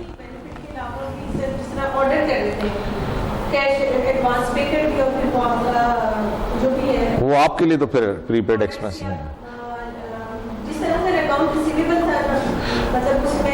उस कंपनी के लिए वो आपके लिए प्रीपेड एक्सपेंस ये होगा कि आपने कोई चीज है जिसका फायदा बाद में लेना है, पैसे पहले दे दिए हैं, वो प्रीपेड है। फायदा बाद में मिलना है, पैसे। प्रीपेड जो मोबाइल यूज करते हैं, प्रीपेड कार्ड,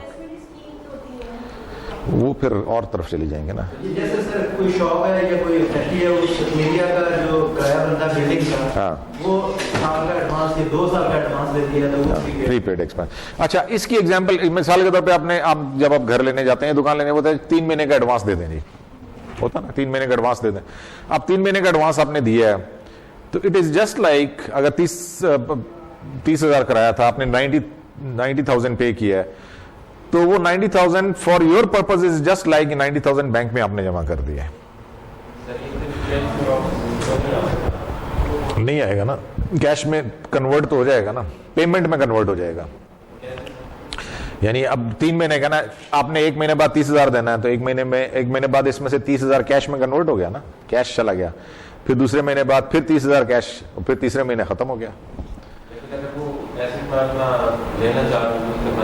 वापस नहीं होगा। किसी फॉर्म में नहीं होता, पाकिस्तान में तो किसी फॉर्म में भी नहीं होता, बायर कह सकते हैं आप, हो जाता है। इधर कोई नहीं होता, इधर गया जो आपने जमा करा दिया वो नहीं होता। बाज दफा देखें आप सिक्योरिटी जमा करते हैं ना घरों की, 1 महीने की सिक्योरिटी भी दी हुई होती है, तो इंशाल्लाह वो भी वापस नहीं होती है। मालिक मकान ने पूरी कर लेनी है वो। नहीं जी, वो कहते पेंट हो गया, ये चीज टूटी हुई थी, ये खराब था, मोटर खराब थी, ये थी, पूरे हो गए पैसे आपके, तो वापस कोई नेक बंदा हो तो शायद हो जाए, वैसे नहीं होता। रॉ मटेरियल आपने कन्वर्ट करना ना इनटू फिनिश प्रोडक्ट, खत्म हो जाएगा, कन्वर्ट हो जाएगा। जरूरी नहीं है कैश में कन्वर्ट हो, कन्वर्शन इन सम फॉर्म कन्वर्ट हो जाएगा। अब कैश में इनडायरेक्टली कन्वर्ट हो रहा है ना, रॉ मटेरियल से फिनिश प्रोडक्ट बनेगा, फिनिश प्रोडक्ट सेल हो जाएगा तो कैश में आ जाएगा। Inventory is something that you have to sell. जैसे इन्होंने वो एग्जांपल दी थी गाड़ियों वाली, तो जिसका गाड़ियों का बिजनेस है उसकी गाड़ी इन्वेंट्री है उसके लिए, बाकियों के लिए नहीं है। मेरा जो है वो स्टोर है, तो मेरे लिए वो इन्वेंट्री नहीं है, मेरे लिए वो एसेट है। लेकिन जिसका बिजनेस ही गाड़ियों का है तो उसके लिए वो इन्वेंट्री, यानी जो चीज आपने बेचने के लिए रखी हुई है, आपका जो स्टॉक है, इसको स्टॉक भी कहता है ना, इन्वेंट्री या स्टॉक। अच्छा, ये स्टॉक बड़ा कंफ्यूजिंग वर्ड हो गया जी, अमेरिकन ने इसको बहुत कंफ्यूज कर दिया। ब्रिटिश स्टॉक कहते हैं इन्वेंट्री को, और अमेरिकन स्टॉक कहते हैं शेयर्स को, और दो अलग अलग चीज बना दी उन्होंने। स्टॉक होल्डर्स इक्विटी पीछे आया था ना, stock holders equity, share holders equity, तो अमेरिकन तो उसको शेयर कहते हैं, तो जो ब्रिटिश हैं वो कहते हैं इन्वेंट्री इज अ स्टॉक, यानी वो और तरफ इन्वेंट्री को स्टॉक कह रहे हैं। शॉर्ट टर्म इन्वेस्टमेंट, थोड़े पीरियड के लिए, जैसे शेयर्स ले लिया आपने, जब आपको जरूरत पड़ी बेच दिए, कन्वर्ट कर लिए, कैश में कन्वर्ट, प्राइस बॉन्ड हो गए। थोड़े पीरियड के लिए आपने इन्वेस्ट किया है, थोड़ा पीरियड वही है 1 साल से कम, इंटेंशन ये है कि 1 साल के अंदर अंदर मैंने ये लॉन्ग टर्म के लिए इन्वेस्ट किया, फिर वो इसमें नहीं आएगा, फिर वो लॉन्ग टर्म फिक्स्ड एसेट्स में चला जाएगा। शॉर्ट, ये वो है जो शॉर्ट टर्म के लिए इन्वेस्टमेंट है, जब आपका यानी हो सकता है ये शेयर आप 5 साल के लिए भी रख लें, लेकिन आपकी इंटेंशन क्या है वो बात हो रही है। इंटेंशन तो ये कि अभी मुझे कल जरूरत पड़ी, कल मैं कैश करवा लूंगा, लेकिन ना पड़ी तो 5 साल पड़े रहे, तो इंटेंशन की वजह से करंट एसेट्स में आ रहा है शॉर्ट टर्म इन्वेस्टमेंट। ये करंट एसेट्स हो गए जी। फिक्स्ड एसेट्स जो आपने एग्जांपल जितने जो करंट नहीं है वो सारे फिक्स्ड हैं, यानी वो एसेट्स जो हमने रिटेन करने हैं फॉर लॉन्गर पीरियड, 1 साल से ज्यादा, land, building, factories, furniture, equipment. अच्छा जी, ये जितने हमारे फिक्स्ड एसेट्स हैं they are carried at cost. एक तो प्रिंसिपल, ये जनरली एक्सेप्टेड अकाउंटिंग प्रिंसिपल ये है कि जी हम इसको कॉस्ट पे लेके जाते हैं, मार्केट वैल्यू को नहीं, हम नहीं लेके जाते। मिसाल के तौर पे लैंड है ना, सबसे ऊपर तो लैंड ही आया हुआ है, तो अगर आपका जो है वो इस्लामाबाद में ब्लू एरिया के अंदर आपने एक दुकान ली थी 1960 के अंदर, उस वक्त आपको जो है वो 5 लाख रुपए में वो दुकान मिल गई। आज उसकी वैल्यू लोगों 50 करोड़ भी हो सकती है, बिल्कुल 50 करोड़ हो गई है। 5 लाख की ली थी, आज 50 करोड़ की है। बैलेंस शीट में क्या करेंगे? 5 लाख या 50 करोड़? 5 लाख ही चलेगा जब तक वो सेल नहीं होगी। यही है, ये कॉस्ट यही है कि it is carried at cost. आपको 5 लाख भी लेके चलनी है, आप 50 करोड़ पे नहीं लेके जा सकते। इसलिए कि अकाउंटिंग में एक प्रिंसिपल यूज होता है, objectivity principle. Objectivity principle accounting में we follow this principle, objectivity.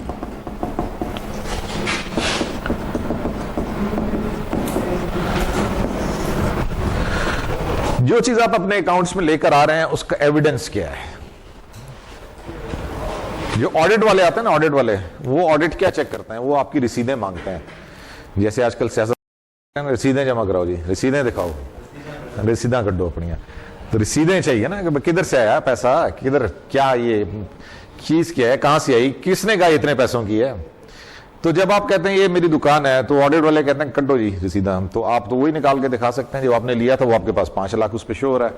Objectivity principal के हिसाब से यू हैव दिस प्रूफ, उस पे हम चलते हैं, ठीक है ना। जो चीज लैंड है, बिल्डिंग है, फैक्ट्री है, फर्नीचर है, इक्विपमेंट है, हर चीज रसीदों के साथ चलती है। जिस पे आपने लिया है वो आपके पास प्रूफ है, आप वो दिखा सकते हैं, इसलिए हम उसको लेके चलते हैं। आप लाख इस पे बहस कर लेंगे जी, अभी आप जाके प्रॉपर्टी डीलर से पूछ लें, 50 करोड़ से कम एक पैसे की नहीं मिलेगी, वो doesn't matter.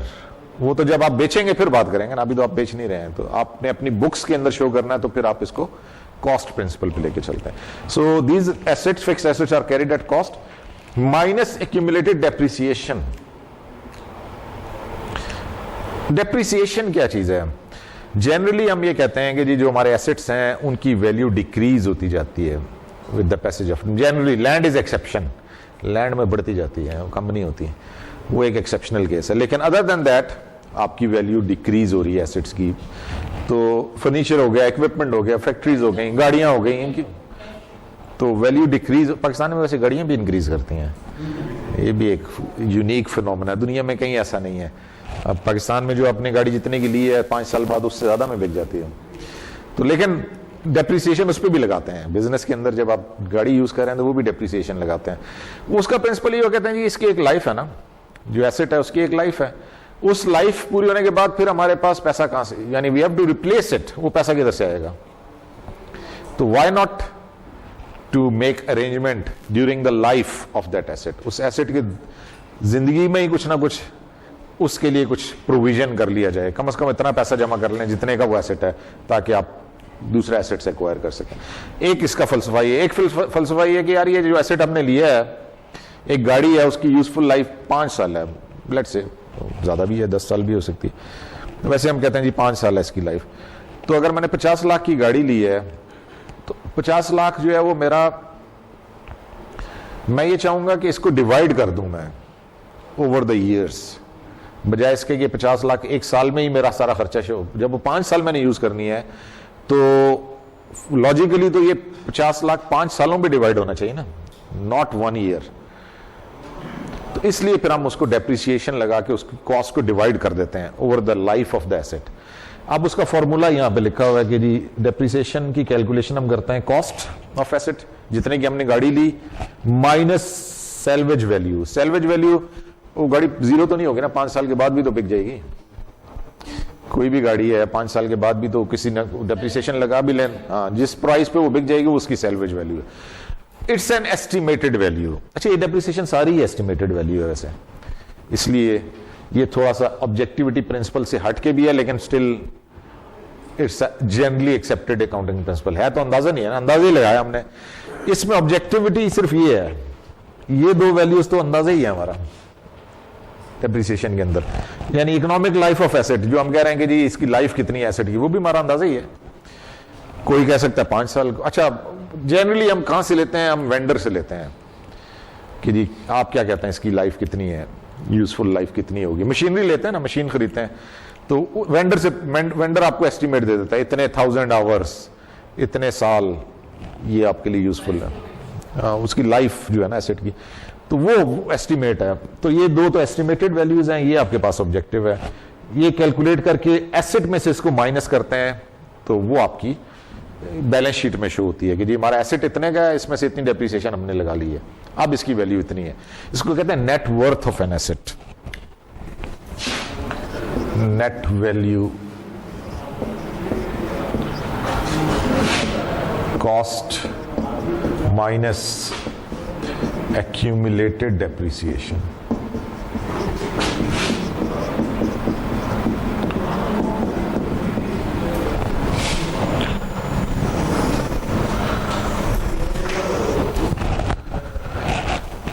Cost minus accumulated depreciation। accumulated depreciation accumulate हो रही है, यानी डेप्रिसिएशन हर साल लगती जा रही है ना, तो हर साल जो डेप्रिसिएशन लग रही है वो इस अकाउंट में ऐड होती जा रही है। जैसे मैंने गाड़ी की आपको एग्जांपल दी है कि 5 लाख की गाड़ी है तो 5 साल उसकी यूजफुल लाइफ है, तो फर्स्ट ईयर के एंड पे उस पे एक्यूमुलेट डेप्रिसिएशन 1 लाख होगी, 1 साल डेप्रिसिएशन है। अगले साल सेकंड ईयर पे वो 2 लाख हो जाएगी, एक्यूमुलेट हो जाएगी। थर्ड ईयर में 3 लाख, चौथे साल में 4 लाख, 5वें साल में 5 लाख। तो 5 लाख कॉस्ट है, 5 लाख एक्यूमुलेट डेप्रिसिएशन, उसकी नेट वैल्यू 0 हो गई, लेकिन वो सेल्वेज वैल्यू रह जाएगी ना, ये वाली वैल्यू सेल्वेज वैल्यू होगी, बाकी 0 हो जाएगी।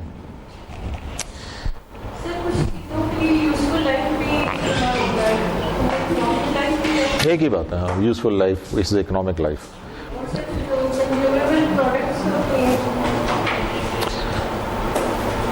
डेप्रिसिएशन लगती है for fixed assets. Fixed assets long term assets जिनकी लाइफ, इकोनॉमिक लाइफ 1 साल से ऊपर हो, 1 साल से कम है तो फिर डेप्रिसिएशन नहीं है।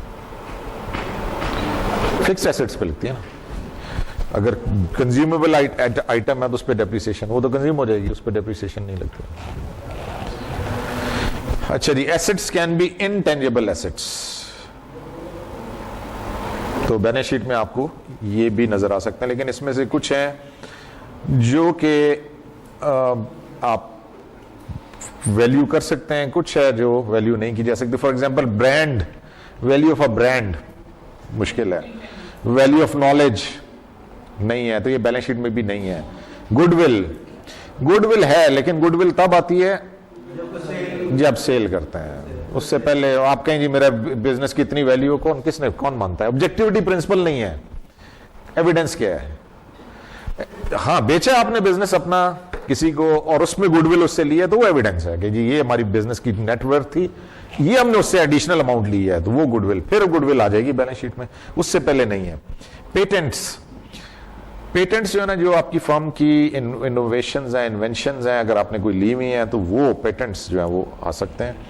ट्रेडमार्क्स पे करने पड़ते हैं। ऑब्जेक्टिविटी प्रिंसिपल आ रहा है ना, जिसकी कोई रसीद है, जिसका कोई डॉक्यूमेंट है, वो आप शो कर सकते हैं। मेजरेबल है, any asset, economic asset which is measurable and which can be verifiable है। मेजरेबल भी है, वेरीफाइबल भी है, फिर उसको आप बैलेंस शीट में ले आएंगे। इंटेंजिबल एसेट्स भी आ सकते हैं, लेकिन अगर ये दोनों प्रिंसिपल फॉलो नहीं होते हैं, एक चीज मेजरेबल ही नहीं है, ब्रांड की वैल्यू क्या है, मतलब मे बी एस्टिमेट हो सकता है, लेकिन उसकी फिर मेजरेबल के साथ हमने कहा उसकी हमें वो भी चाहिए, क्या चाहिए जी? 2 चीजें बताइए ना, मेजरेबिलिटी और वेरीफाइबिलिटी, उसका एविडेंस क्या है? ठीक है, दोनों चीजें होनी चाहिए। Other long term asset that do not fit into other categories, यानी किसी और कैटेगरी में एसेट्स की कोई ऐसी चीज जो इनफिट नहीं हो रही, वो फिर अदर में आ जाएगा। ओके, डेप्रिसिएशन तो मैंने आपको बता दिया। एमोर्टाइजेशन क्या है? Amortisation is on intangible assets. जिस तरह डेप्रिसिएशन वो फिक्स्ड एसेट्स के ऊपर लगती है, अगर आपकी बैलेंस शीट में कोई इनटेंजिबल एसेट्स हैं तो उसके ऊपर फिर आप एमोर्टाइजेशन चार्ज कर सकते हैं। उसकी कॉस्ट को भी स्प्रेड आउट कर सकते हैं ना over the period of time. Basic purpose ये है कि वो एसेट जिसकी लाइफ 1 साल से ज्यादा है, उसकी कॉस्ट को आप स्प्रेड आउट कर सकते हैं। This amortisation directly reduces the asset in the balance.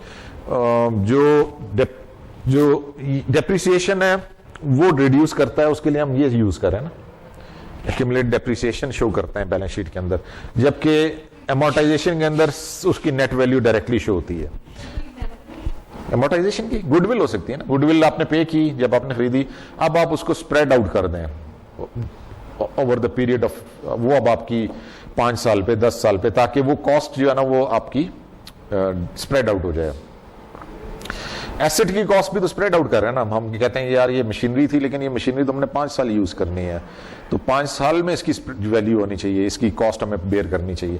तो गुडविल भी अगर हमने पे की है तो गुडविल भी तो कुछ सर्टेन ईयर्स की उसने आपसे लिया ना, 5 साल की, 10 साल की, तो आप उसको उस 10 साल पे डिवाइड करते हैं ताकि उसकी आपको पर ईयर कम कॉस्ट पड़े। बैलेंस शीट में दूसरा आइटम क्या था जी? वो अकाउंटिंग इक्वेशन। एसेट्स तो हमारी कंप्लीट हो गई ना, करंट एसेट्स और लॉन्ग टर्म एसेट्स, ये आ गए लेफ्ट साइड पे बैलेंस शीट की। राइट साइड पे 2 चीजें आ रही हैं, लायबिलिटीज और equity. What are liabilities? Loans, debt हो गया, जो शेयर होल्डर्स के शेयर्स हैं वो भी तो लायबिलिटी है। नहीं, वो इक्विटी है ना, क्योंकि वो वापस नहीं करने होता ना, शेयर होल्डर को पैसा वापस नहीं करना, ये मजे की बात है। बैंक को वापस करना है, शेयर होल्डर को वापस नहीं करना। शेयर होल्डर की इन्वेस्टमेंट है, वो इक्विटी इसलिए कहलाता है।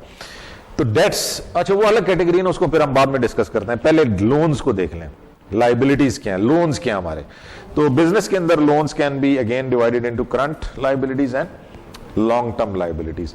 करंट लाइबिलिटीज जो शॉर्ट टर्म में पे करनी है, और शॉर्ट टर्म क्या है? जो 1 साल में पे करने हैं। वो लोन जो हमने 1 साल के अंदर पे करने हैं वो हमारे करंट लाइबिलिटीज हैं। वो लोन जो हमने 1 साल के बाद पे करने हैं, लोन है लेकिन 1 साल के बाद है, वो हमारे लॉन्ग टर्म लाइबिलिटीज हैं। अच्छा, एग्जाम्पल्स यहाँ पे दी हुई है। करंट की जो है अकाउंट्स पेबल हो गया। अकाउंट रिसीवेबल क्या है? क्रेडिट सेल्स को। तो अकाउंट पेबल क्या हुआ फिर? जो पे करना है हमने लिया हुआ था। Credit sale, credit purchase, credit purchase. Credit sale, credit purchase. तो क्रेडिट पे हमने लिया भी तो होगा ना, अगर लिया तो फिर अकाउंट पेबल है, ठीक है ना। यानी टेक्निकली ये दो चीजें हैं। Credit account receivable is a current credit sale, account payable is credit purchases. Accrued liabilities, accrued liabilities वो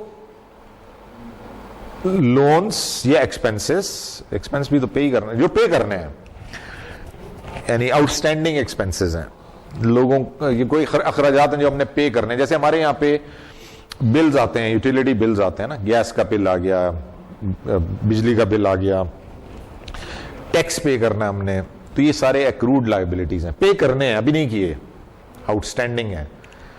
पे कर दिए तो एक्सपेंस होगा। एक चीज हमने पे कर दी है तो वो तो पे कर दिया, वो फिर लायबिलिटी तो ना हुई ना।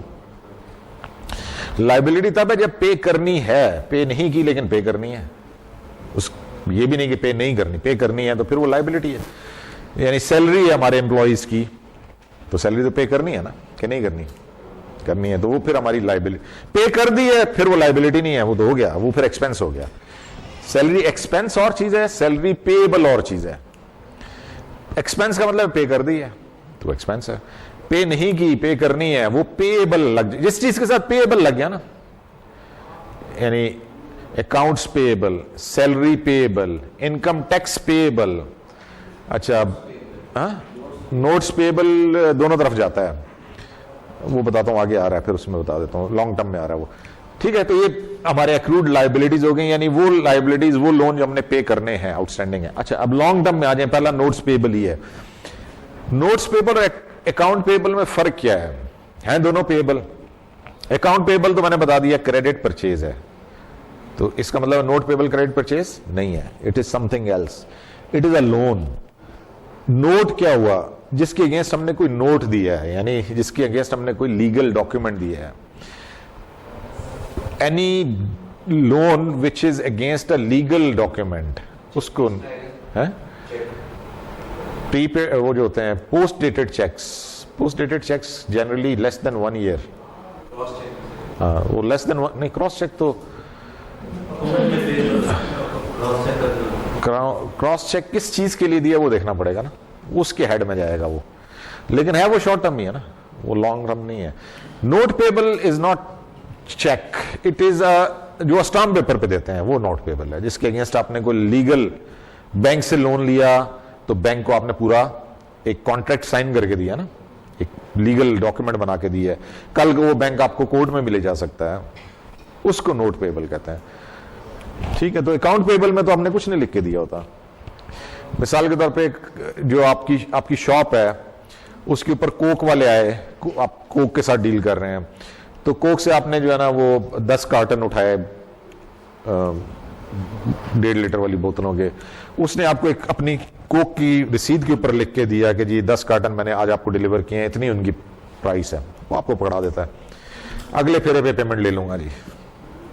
वो डिपेंड करता है आपकी कितनी क्रेडिट, अगर फेरे टू फेरा चल रहा है, यानी वीक टू वीक चल रहा है, इसका अगले फेरे का मतलब अगले हफ्ते आऊंगा तो आपसे पेमेंट ले लूंगा, तो फिर एक हफ्ते बाद वो तो अकाउंट पेएबल हो गया ना, वो कोई लीगल डॉक्यूमेंट तो नहीं है, वो तो एक पर्चे पे उसने लिख के दिया, आपने कहा ठीक है दे दूंगा। अगले हफ्ते वो आता है, आप कहते हैं यार इस महीने तो कोई सेल माठी रही है, कोई काम नहीं चला, अगले हफ्ते वो कहते ठीक है जी अगले एक हफ्ता और दे दिया उसने, आप कोई मसला नहीं है, उससे कोई इश्यू नहीं हुआ ना, क्योंकि उसमें कोई लीगल, उस पर डेट तो नहीं लिखी हुई कि इस डेट को आपने पे करना ही करना, वो तो जबानी उसने आपको कहा था कि यार अगले फेरे पे ले लूंगा, आपने कहा दे देंगे अगले फेरे पे, नहीं दिया अगले फेरे पे दे देंगे, तो चलता रहेगा, वो आपके अपने उसके साथ अंडरस्टैंडिंग है, कितना अच्छा आपके साथ चल रहा है, वो अच्छा बंदा है, आप भी उसके साथ ठीक है, वो हो सकता है आपको 1 महीना तक ले जाए, दे देगा आपको टाइम।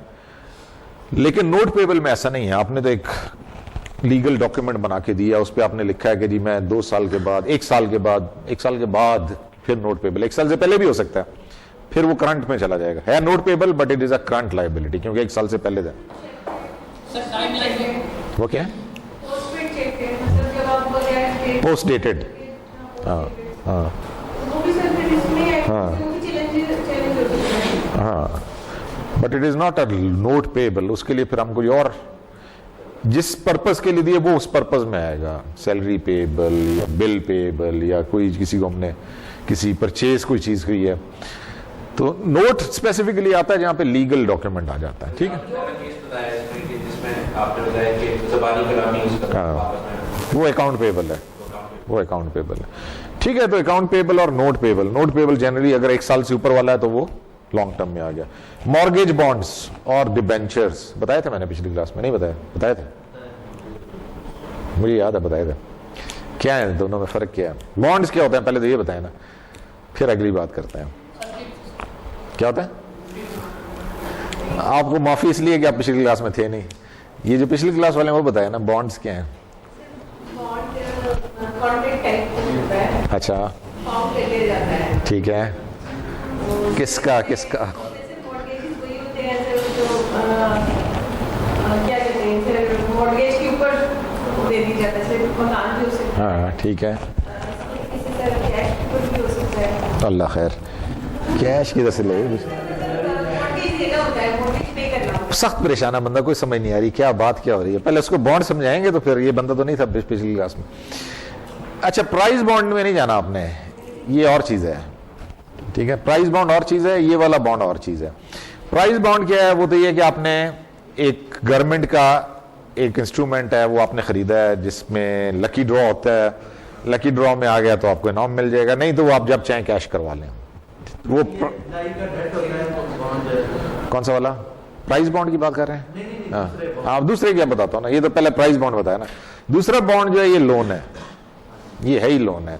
ये लोन है जिसको आपने लीगल, आपने उसको एक इंस्ट्रूमेंट दिया है बंदे को, जिससे आपने लोन लिया ना, उसको आपने एक इंस्ट्रूमेंट, एक आपने उसको डॉक्यूमेंट दिया है जो ये बता रहा है कि हमने आपसे इतने पैसे लिए हैं, इतने पीरियड के लिए लिए हैं, और इस पे हम आपको इतना इंटरेस्ट पे करेंगे। ये बॉन्ड है। ठीक है, तो ये बॉन्ड जो है ना, ये जो डॉक्यूमेंट आपने उसको दिया है, ये ट्रांसफरेबल है। ये अगर किसी और को ट्रांसफर करना चाहे तो ट्रांसफर कर सकता है। ठीक है, बंदा यानी ये जिस बंदे के पास ये डॉक्यूमेंट है, वो आप उस डेट पे, जो डेट उस पे मेंशन है, उस डेट पे उस बिजनेस से वो पैसे ले लेगा। इसमें मैंने आपको एग्जांपल दी थी कि जनरली बॉन्ड्स जो है ना 5 साल, 10 साल, 15 साल लॉन्ग टर्म के लिए होते हैं। इवन 100 ईयर वाले भी मैंने आपको बताए थे। कोक और डिज्नी के 100 साल बॉन्ड भी पाए जाते हैं जो लोगों ने खरीदे हैं। तो 100 साल बाद वो नहीं होंगे, उनके औलाद होगी, पोते पोतियां, कोई भी होगा, जिसके पास भी होगा वो उसको कैश करवा लेगा, जिसके पास वो डॉक्यूमेंट होगा। लेकिन इस पीरियड में उसको इंटरेस्ट मिलता रहेगा। ठीक हो गया जी? क्यों जी नौजवान, समझ आ गया कुछ? बॉन्ड की बात समझ आ गई? प्राइस बॉन्ड तो डिफरेंट कॉन्सेप्ट है ना, वो गवर्नमेंट का है और वो लकी ड्रॉ पर्पस के लिए यूज होता है, और उस पर आपको इंटरेस्ट कोई नहीं है। वो अगर आप पास, यानी जस्ट लाइक सेविंग है, बस वो सेविंग है, आपकी किस्मत आजमाई है। हो सकता है नंबर लग जाए तो फिर वो मल्टीप्लाई भी हो जाएगा, नहीं तो वो पैसा जितना है उतना ही रहेगा। वो उतने पैसे आप जब चाहें कैश करवा लें। वो लोन यानी वो और कॉन्सेप्ट है ना, वो लकी ड्रॉ की तरफ जा रहा है। जबकि ये वाला बॉन्ड जो है, इस पे कोई लकी ड्रॉ नहीं है, ये लोन है और इसके ऊपर इंटरेस्ट है, और वो फिक्स्ड है। वो पहले से बताया उन्होंने कि जिस पे आपको हर साल हम आपको इस पे 8%, 10% हम आपको इस पे लोन देते हैं। 5 साल के लिए हमने आपसे 5 साल के लिए इतने पैसे लिए हैं, हर साल हम आपको 10% इस पे देंगे। 5 साल के बाद ये पैसा भी हम आपको वापस कर देंगे, आपका पैसा आपको वापस मिल जाए। अच्छा, अब अगर ये सिक्योर्ड है, यानी इसकी क्या सिक्योरिटी कि 5 साल वो कंपनी रहेगी भी या नहीं रहेगी, और अगर कंपनी बंद होगी तो आपका पैसा किधर जाएगा? तो इसके लिए आपको सिक्योरिटी चाहिए। वो सिक्योरिटी अगर वो कंपनी देती है, वो कंपनी ये कहती है कि जी हमारा लैंड है, अगर हमारी कंपनी बंद भी हो गई, बैंकरप्ट भी हो गई, ये लैंड हम बेच के आपके पैसे आपको दे देंगे, यानी आपके पैसे कहीं नहीं जाते हैं। तो उसको कहते हैं debenture bond, sorry mortgage bond. Mortgage bond यानी वो बॉन्ड है जिसके पीछे कोई ना कोई सिक्योरिटी है। सिक्योरिटी है मतलब ये कि आपने लोन दिया था ना, आपने लोन दिया उस कंपनी को, अब आपको कंपनी ने ये गारंटी दी है कि जी अगर हमारा आपके पैसे हम वापस करेंगे, आपको ये इंटरेस्ट भी देंगे, ये जो उस पर इंटरेस्ट है। अगर हमारा बिजनेस फेल हो जाता है, बंद हो जाता है, पैसे तो 5 साल बाद हमने वापस करने हैं, लेकिन अगर हमारा बिजनेस किसी वजह से बैंकरप्ट भी हो जाता है, आपके पैसे आपको वापस मिल जाएंगे। सर जो सिंपल बॉन्ड है वो अगर बताना सर बैंकरप्ट हो जाती है, कुछ नहीं मिलेगा, कुछ नहीं मिलेगा। कुछ नहीं मिलेगा, अनसिक्योर्ड है। उसके पीछे सिक्योरिटी नहीं है, इसलिए उसका रेट भी ज्यादा होता है। तो वो फिर वो हर कंपनी तो इशू नहीं कर सकती ना, डिबेंचर कौन खरीदेगा? डिबेंचर फिर उसी तरह की कंपनी के लोग ले सकते हैं, जैसे एप्पल है, जैसे माइक्रोसॉफ्ट है, जैसे कोक है, डिज्नी है, बड़े बड़े जो नाम है ना, फिर उसके डिबेंचर भी लोग ले लेते हैं। ये नहीं जाती कंपनी, ये कहीं नहीं जाती है कंपनी। उसके लोग कंपनी अननोन कंपनी है, वो डिबेंचर लेके आई, कोई भी नहीं खरीदेगा यार, पैसे अपने डुबोने वाली बात। Deferred income tax liability, income tax है लेकिन पे नहीं किया आपने। क्यों नहीं पे किया? इसलिए पे नहीं किया कि हम हर महीने टैक्स कैलकुलेट कर रहे हैं, हर इनकम स्टेटमेंट में हम अपना टैक्स कैलकुलेट कर रहे हैं। तो हमारे जो अकाउंटेंट्स हैं, जो टैक्स अकाउंटिंग वाले बंदे हैं, वो भी अपना टैक्स स्टेटमेंट्स बना रहे हैं। साल के एंड पे जाके आप दोनों को मैच करते हैं कि टैक्स बंदा कितना और जमा कितना किया है।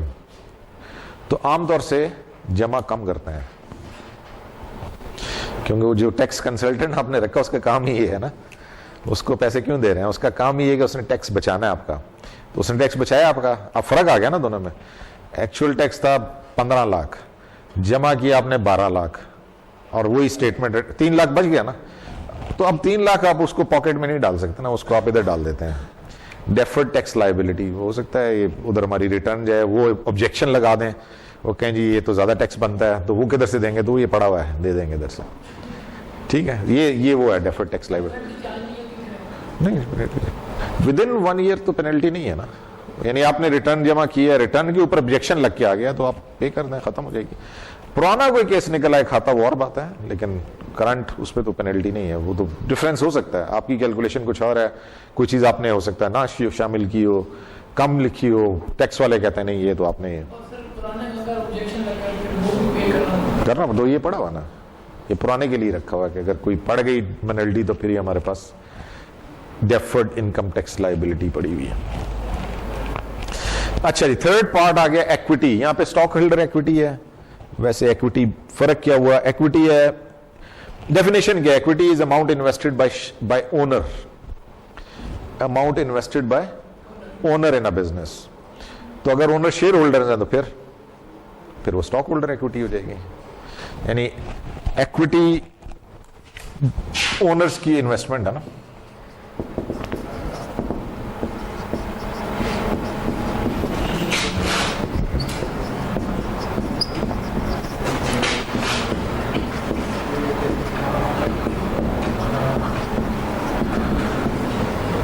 ओनर कौन है? बस वो उसके वजह से ये चेंज हो जाएगा। अगर सोल प्रोप्राइटरशिप है या पार्टनरशिप है तो फिर इक्विटी रहेगा, it will be named as equity. अगर वो शेयर होल्डर्स हैं तो फिर वो स्टॉक होल्डर्स इक्विटी। ये जो यहां पे नाम लिखा हुआ है स्टॉक होल्डर्स इक्विटी, बात वही है, अमाउंट इन्वेस्टेड बाय ओनर।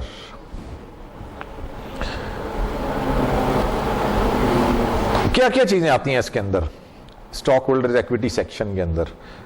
जो हमारा इक्विटी सेक्शन है, यानी मेरा बिजनेस है और उसमें इक्विटी है, तो वो तो कैपिटल इक्विटी या कैपिटल वही आएगा।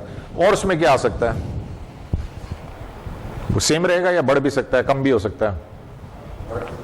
कैसे बढ़ेगा? कैसे?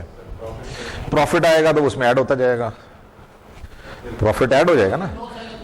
लॉस होगा तो कम होगा, या एक और सूरत है, विड्रॉ कर लिया मैंने प्रॉफिट निकाल लिया तब भी कम हो जाएगा। ठीक है, तो प्रॉफिट उसमें जमा होता है, और अगर उसमें से पैसा निकाल लिया हमने, प्रॉफिट ओनर का पैसा, वो जब वो निकलवा भी सकता है। उसने किस लिए बिजनेस किया? पैसा रखने के लिए तो नहीं किया ना, वो भी एंजॉय करेगा, जिंदगी को खर्चे हैं, कोई उसके अखराजात हैं, तो वो निकलवाएगा भी ना उसमें से। तो प्रॉफिट उसमें ऐड होगा, और जो उसमें से विड्रॉ करेगा, ड्रॉइंग्स करेगा, वो उसमें से माइनस होता जाएगा।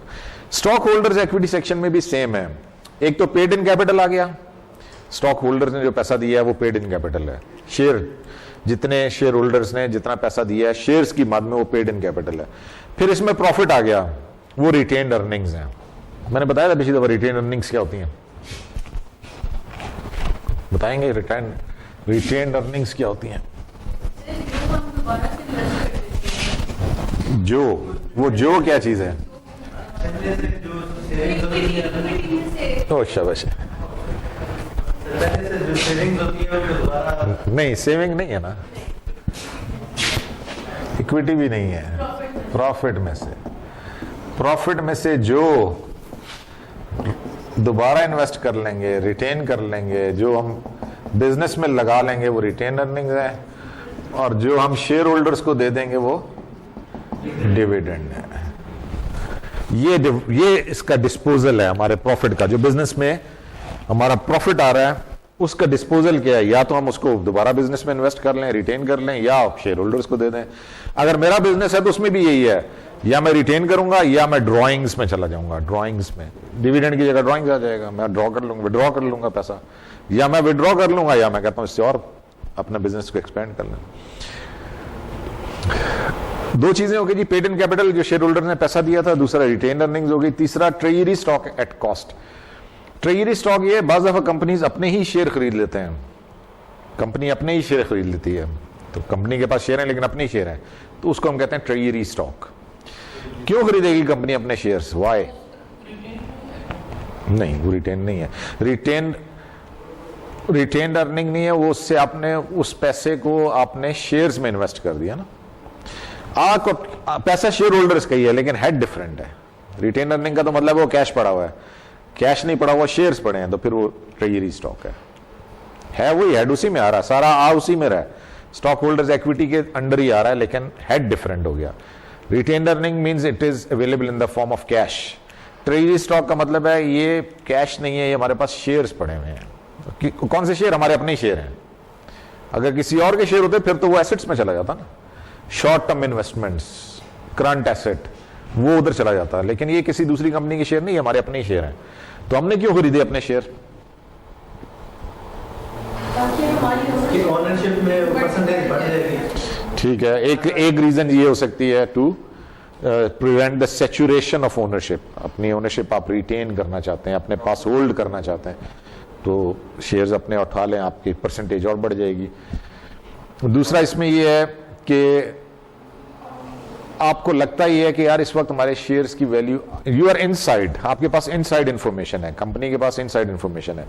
कंपनी को ये लगता है कि यार ये शेयर्स हमारे उस प्राइस पे नहीं है जो हमारी एक्चुअल प्राइस है, जो हमारी एक्चुअल वर्थ है, तो ये तो हमें उठा लेने चाहिए, ये तो अंडर वैल्यूड है इस वक्त। तो वो एक वजह ये हो सकती है कि आपको लगता है कि शेयर्स अंडर वैल्यूड है और आप उठा लें तो आप ही को फायदा है, कल को आप इसी से और दोबारा आप शेयर होल्डर्स को, यानी यही शेयर्स आप अपने एग्जिस्टिंग शेयर होल्डर्स को एज अ डिविडेंड भी दे सकते हैं। डिविडेंड देना ना, कैश देना, तो अगर आपके पास, अगर आप कैश सेव करना चाहते हैं तो आप ये वाले शेयर्स भी उनको दे सकते हैं। In lieu of cash you can give them dividend, these shares, treasury stock in lieu of dividend, यानी कैश है डिविडेंड, ये भी डिविडेंड है, वो कैश डिविडेंड कहलाता है, ये स्टॉक डिविडेंड कहलाता है। ठीक है, तो ये फायदा, ये पर्पस हो सकता है जिसकी वजह से कंपनीज अपने ही शेयर ले लेते हैं। अच्छा, स्टॉक की दो टाइप्स हैं। ट्रेजरी स्टॉक आप कह रहे हैं कि वो कंपनी अपने शेयर खरीद लेती है, उसमें तीसरी चीज वजह ये भी हो सकती है कि कंपनी का जब बिजनेस अब डाउन हो जाए तो वो उसको दोबारा से नहीं, वो उसका बिजनेस ऑपरेशंस पे इतना फर्क नहीं पड़ेगा, अदर देन कि वो अपनी ओनरशिप उसको कंसोलिडेट करना चाहिए। लेकिन शेयर लेने से ये जरूर हो सकता है कि शेयर की प्राइस बढ़ जाए, ये भी हो सकता है। जब आप डिमांड बढ़ती है तो प्राइस तो बढ़ती है ना, तो मार्केट में अगर उस शेयर की डिमांड बढ़ती है तो हो सकता है उसकी प्राइस मार्केट में बढ़ जाए, लेकिन कंपनी के ऑपरेशंस पे फर्क नहीं पड़ता। It is not going to improve your, अगर आप बुरे हालात में फंसे हुए हैं तो अपने शेयर लेने से आपके हालात नहीं चेंज होंगे, वो तो आपको और पैसा खर्च हो जाए। बिल्कुल, वो आपको अपने ऑपरेशंस को रिव्यू करना पड़ेगा कि यार क्यों हम फंसे हुए किधर हैं। अच्छा, शेयर्स की भी दो टाइप हैं, प्रेफर्ड स्टॉक और कॉमन स्टॉक, ये जो ऊपर दिए हुए हैं। पाकिस्तान में तो कॉमन स्टॉक ही है, प्रेफर्ड स्टॉक नहीं है, लेकिन अमेरिका के अंदर ये दोनों टाइप्स चलते हैं। कॉमन स्टॉक और प्रेफर्ड स्टॉक में फर्क क्या है? कॉमन स्टॉक पे डिविडेंड फिक्स नहीं है, there is no stated amount of dividend, company की मर्जी है, बोर्ड ऑफ डायरेक्टर की मर्जी है, वो जो डिविडेंड देना चाहें दे सकते हैं। There is no pre decided या प्री अनाउंस्ड डिविडेंड, उस पर पहले से कोई तय नहीं। प्रेफर्ड स्टॉक पे आमतौर से पहले फिक्स होता है, यानी अगर आपने ये शेयर लिया है तो वो शेयर के ऊपर मेंशन्ड है कि you will be entitled for $5 per year, dividend of $5 per year. आपको पहले से पता है कि यार ये मैं ले रहा हूं, इस पे मुझे इतना डिविडेंड मिल जाएगा हर साल, जबकि कॉमन स्टॉक पे ऐसा कुछ नहीं है। इस लिहाज से आप कह सकते हैं प्रेफर्ड स्टॉक को फायदा है कि उस पर डिविडेंड पहले से तय है, लेकिन डाउन साइड उसकी ये है कि जी प्रेफर्ड स्टॉक जो है ना वो it is not it has no voting rights. उस पर वो जो एनुअल जनरल मीटिंग है उसमें प्रेफर्ड स्टॉक होल्डर्स को नहीं बुलाया जाता, they are not part of that. वो आपकी मैनेजमेंट जो है वो कॉमन स्टॉक होल्डर्स के पास ही है। तो ये बस प्लस माइनस दोनों के हैं। उसका फायदा प्रेफर्ड स्टॉक का ही है कि प्रेफर्ड स्टॉक क्यों कहते हैं, उसको प्रेफरेंस भी मिलती है। अगर कंपनी को प्रॉफिट होगा तो पहले प्रेफर्ड स्टॉक होल्डर्स को डिविडेंड मिलेगा, फिर कॉमन स्टॉक को, यानी वो डिविडेंड देने के बाद जो आपके पास प्रॉफिट बचेगा उससे फिर आप कॉमन स्टॉक होल्डर्स को देते हैं, इसलिए उसको प्रेफरेंस है। लेकिन उसकी डाउन साइड ये कि वो वोटिंग राइट्स नहीं है उसमें, they are not part of the management.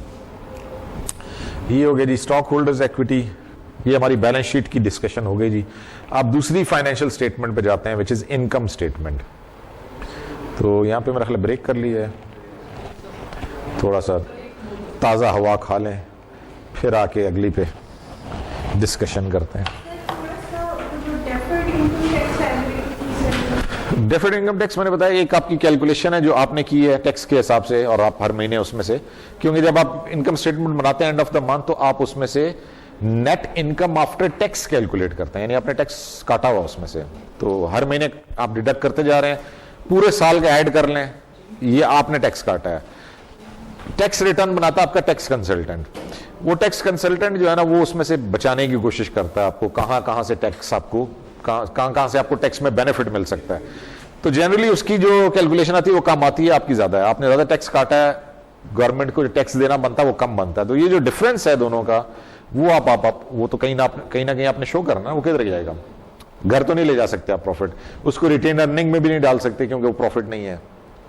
तो उसको फिर हम डेफर्ड टैक्स लायबिलिटी में डाल देते हैं कि जी ये हमारा टैक्स की लायबिलिटी थी लेकिन इस साल हमने पे नहीं की है। कुछ भी नहीं, वो आपको पता ना ये जो बेचारे कैश पे बैठे होते हैं बैंक में, तो शाम को फिर उन्हें बैलेंस करना पड़ता है ना कैश को, तो अगर वो कैश ज्यादा हो जाए तो नहीं ले जा सकते, उन्होंने उसको उधर डालना होता है कि जी ये सरप्लस आ गया, शो करना है, और अगर कम आ जाए फिर जेब से डालना पड़ता है। तो ये ले जा नहीं कहीं सकता, वो आप जेब से डालना पड़ सकता है, जाता कहीं नहीं है, क्योंकि उसकी वजह ये कि अगले दिन अगर शॉर्ट आएगा तो फिर पता लग जाएगा कि कल जो सरप्लस आया था ये वही है। तो अगर वो घर ले गए तो फिर वो कौन पूरा करेगा, फिर वो इंक्वायरी खड़ी हो जाएगी कि भाई कुछ नहीं रहेगा। ठीक है जी, किन को काफी अरसा चलता रहता है, काफी अरसा चलता रहता है।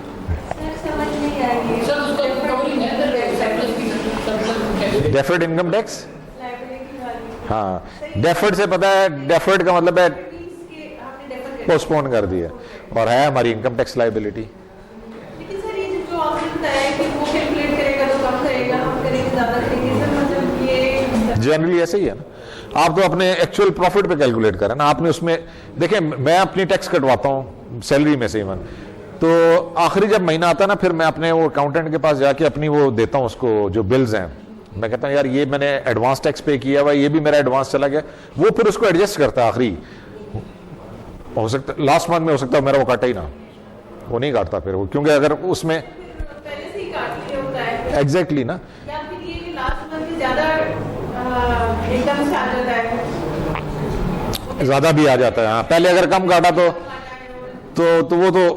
वो केस है ना, ये दूसरा जो केस है जिसमें आपने पहले से ज्यादा पे किया हुआ है, तो अब मैं क्यों उसको कहता हूँ कि यार मत काटो या ना काटो, इसलिए कि मुझे पता वहां से नहीं वापस आना। सर उसकी एक और भी मतलब एनुअल जो है ना इनकम सैलरी पर्सन की है 6 लाख, वो हर महीने तो हम करवा रहे हैं, पहले 8 महीने करवा रहे हैं, आखिरी जो 4 महीने हैं उनमें हमारी वो सैलरी की लिमिट जो है ना वो ओवरऑल वो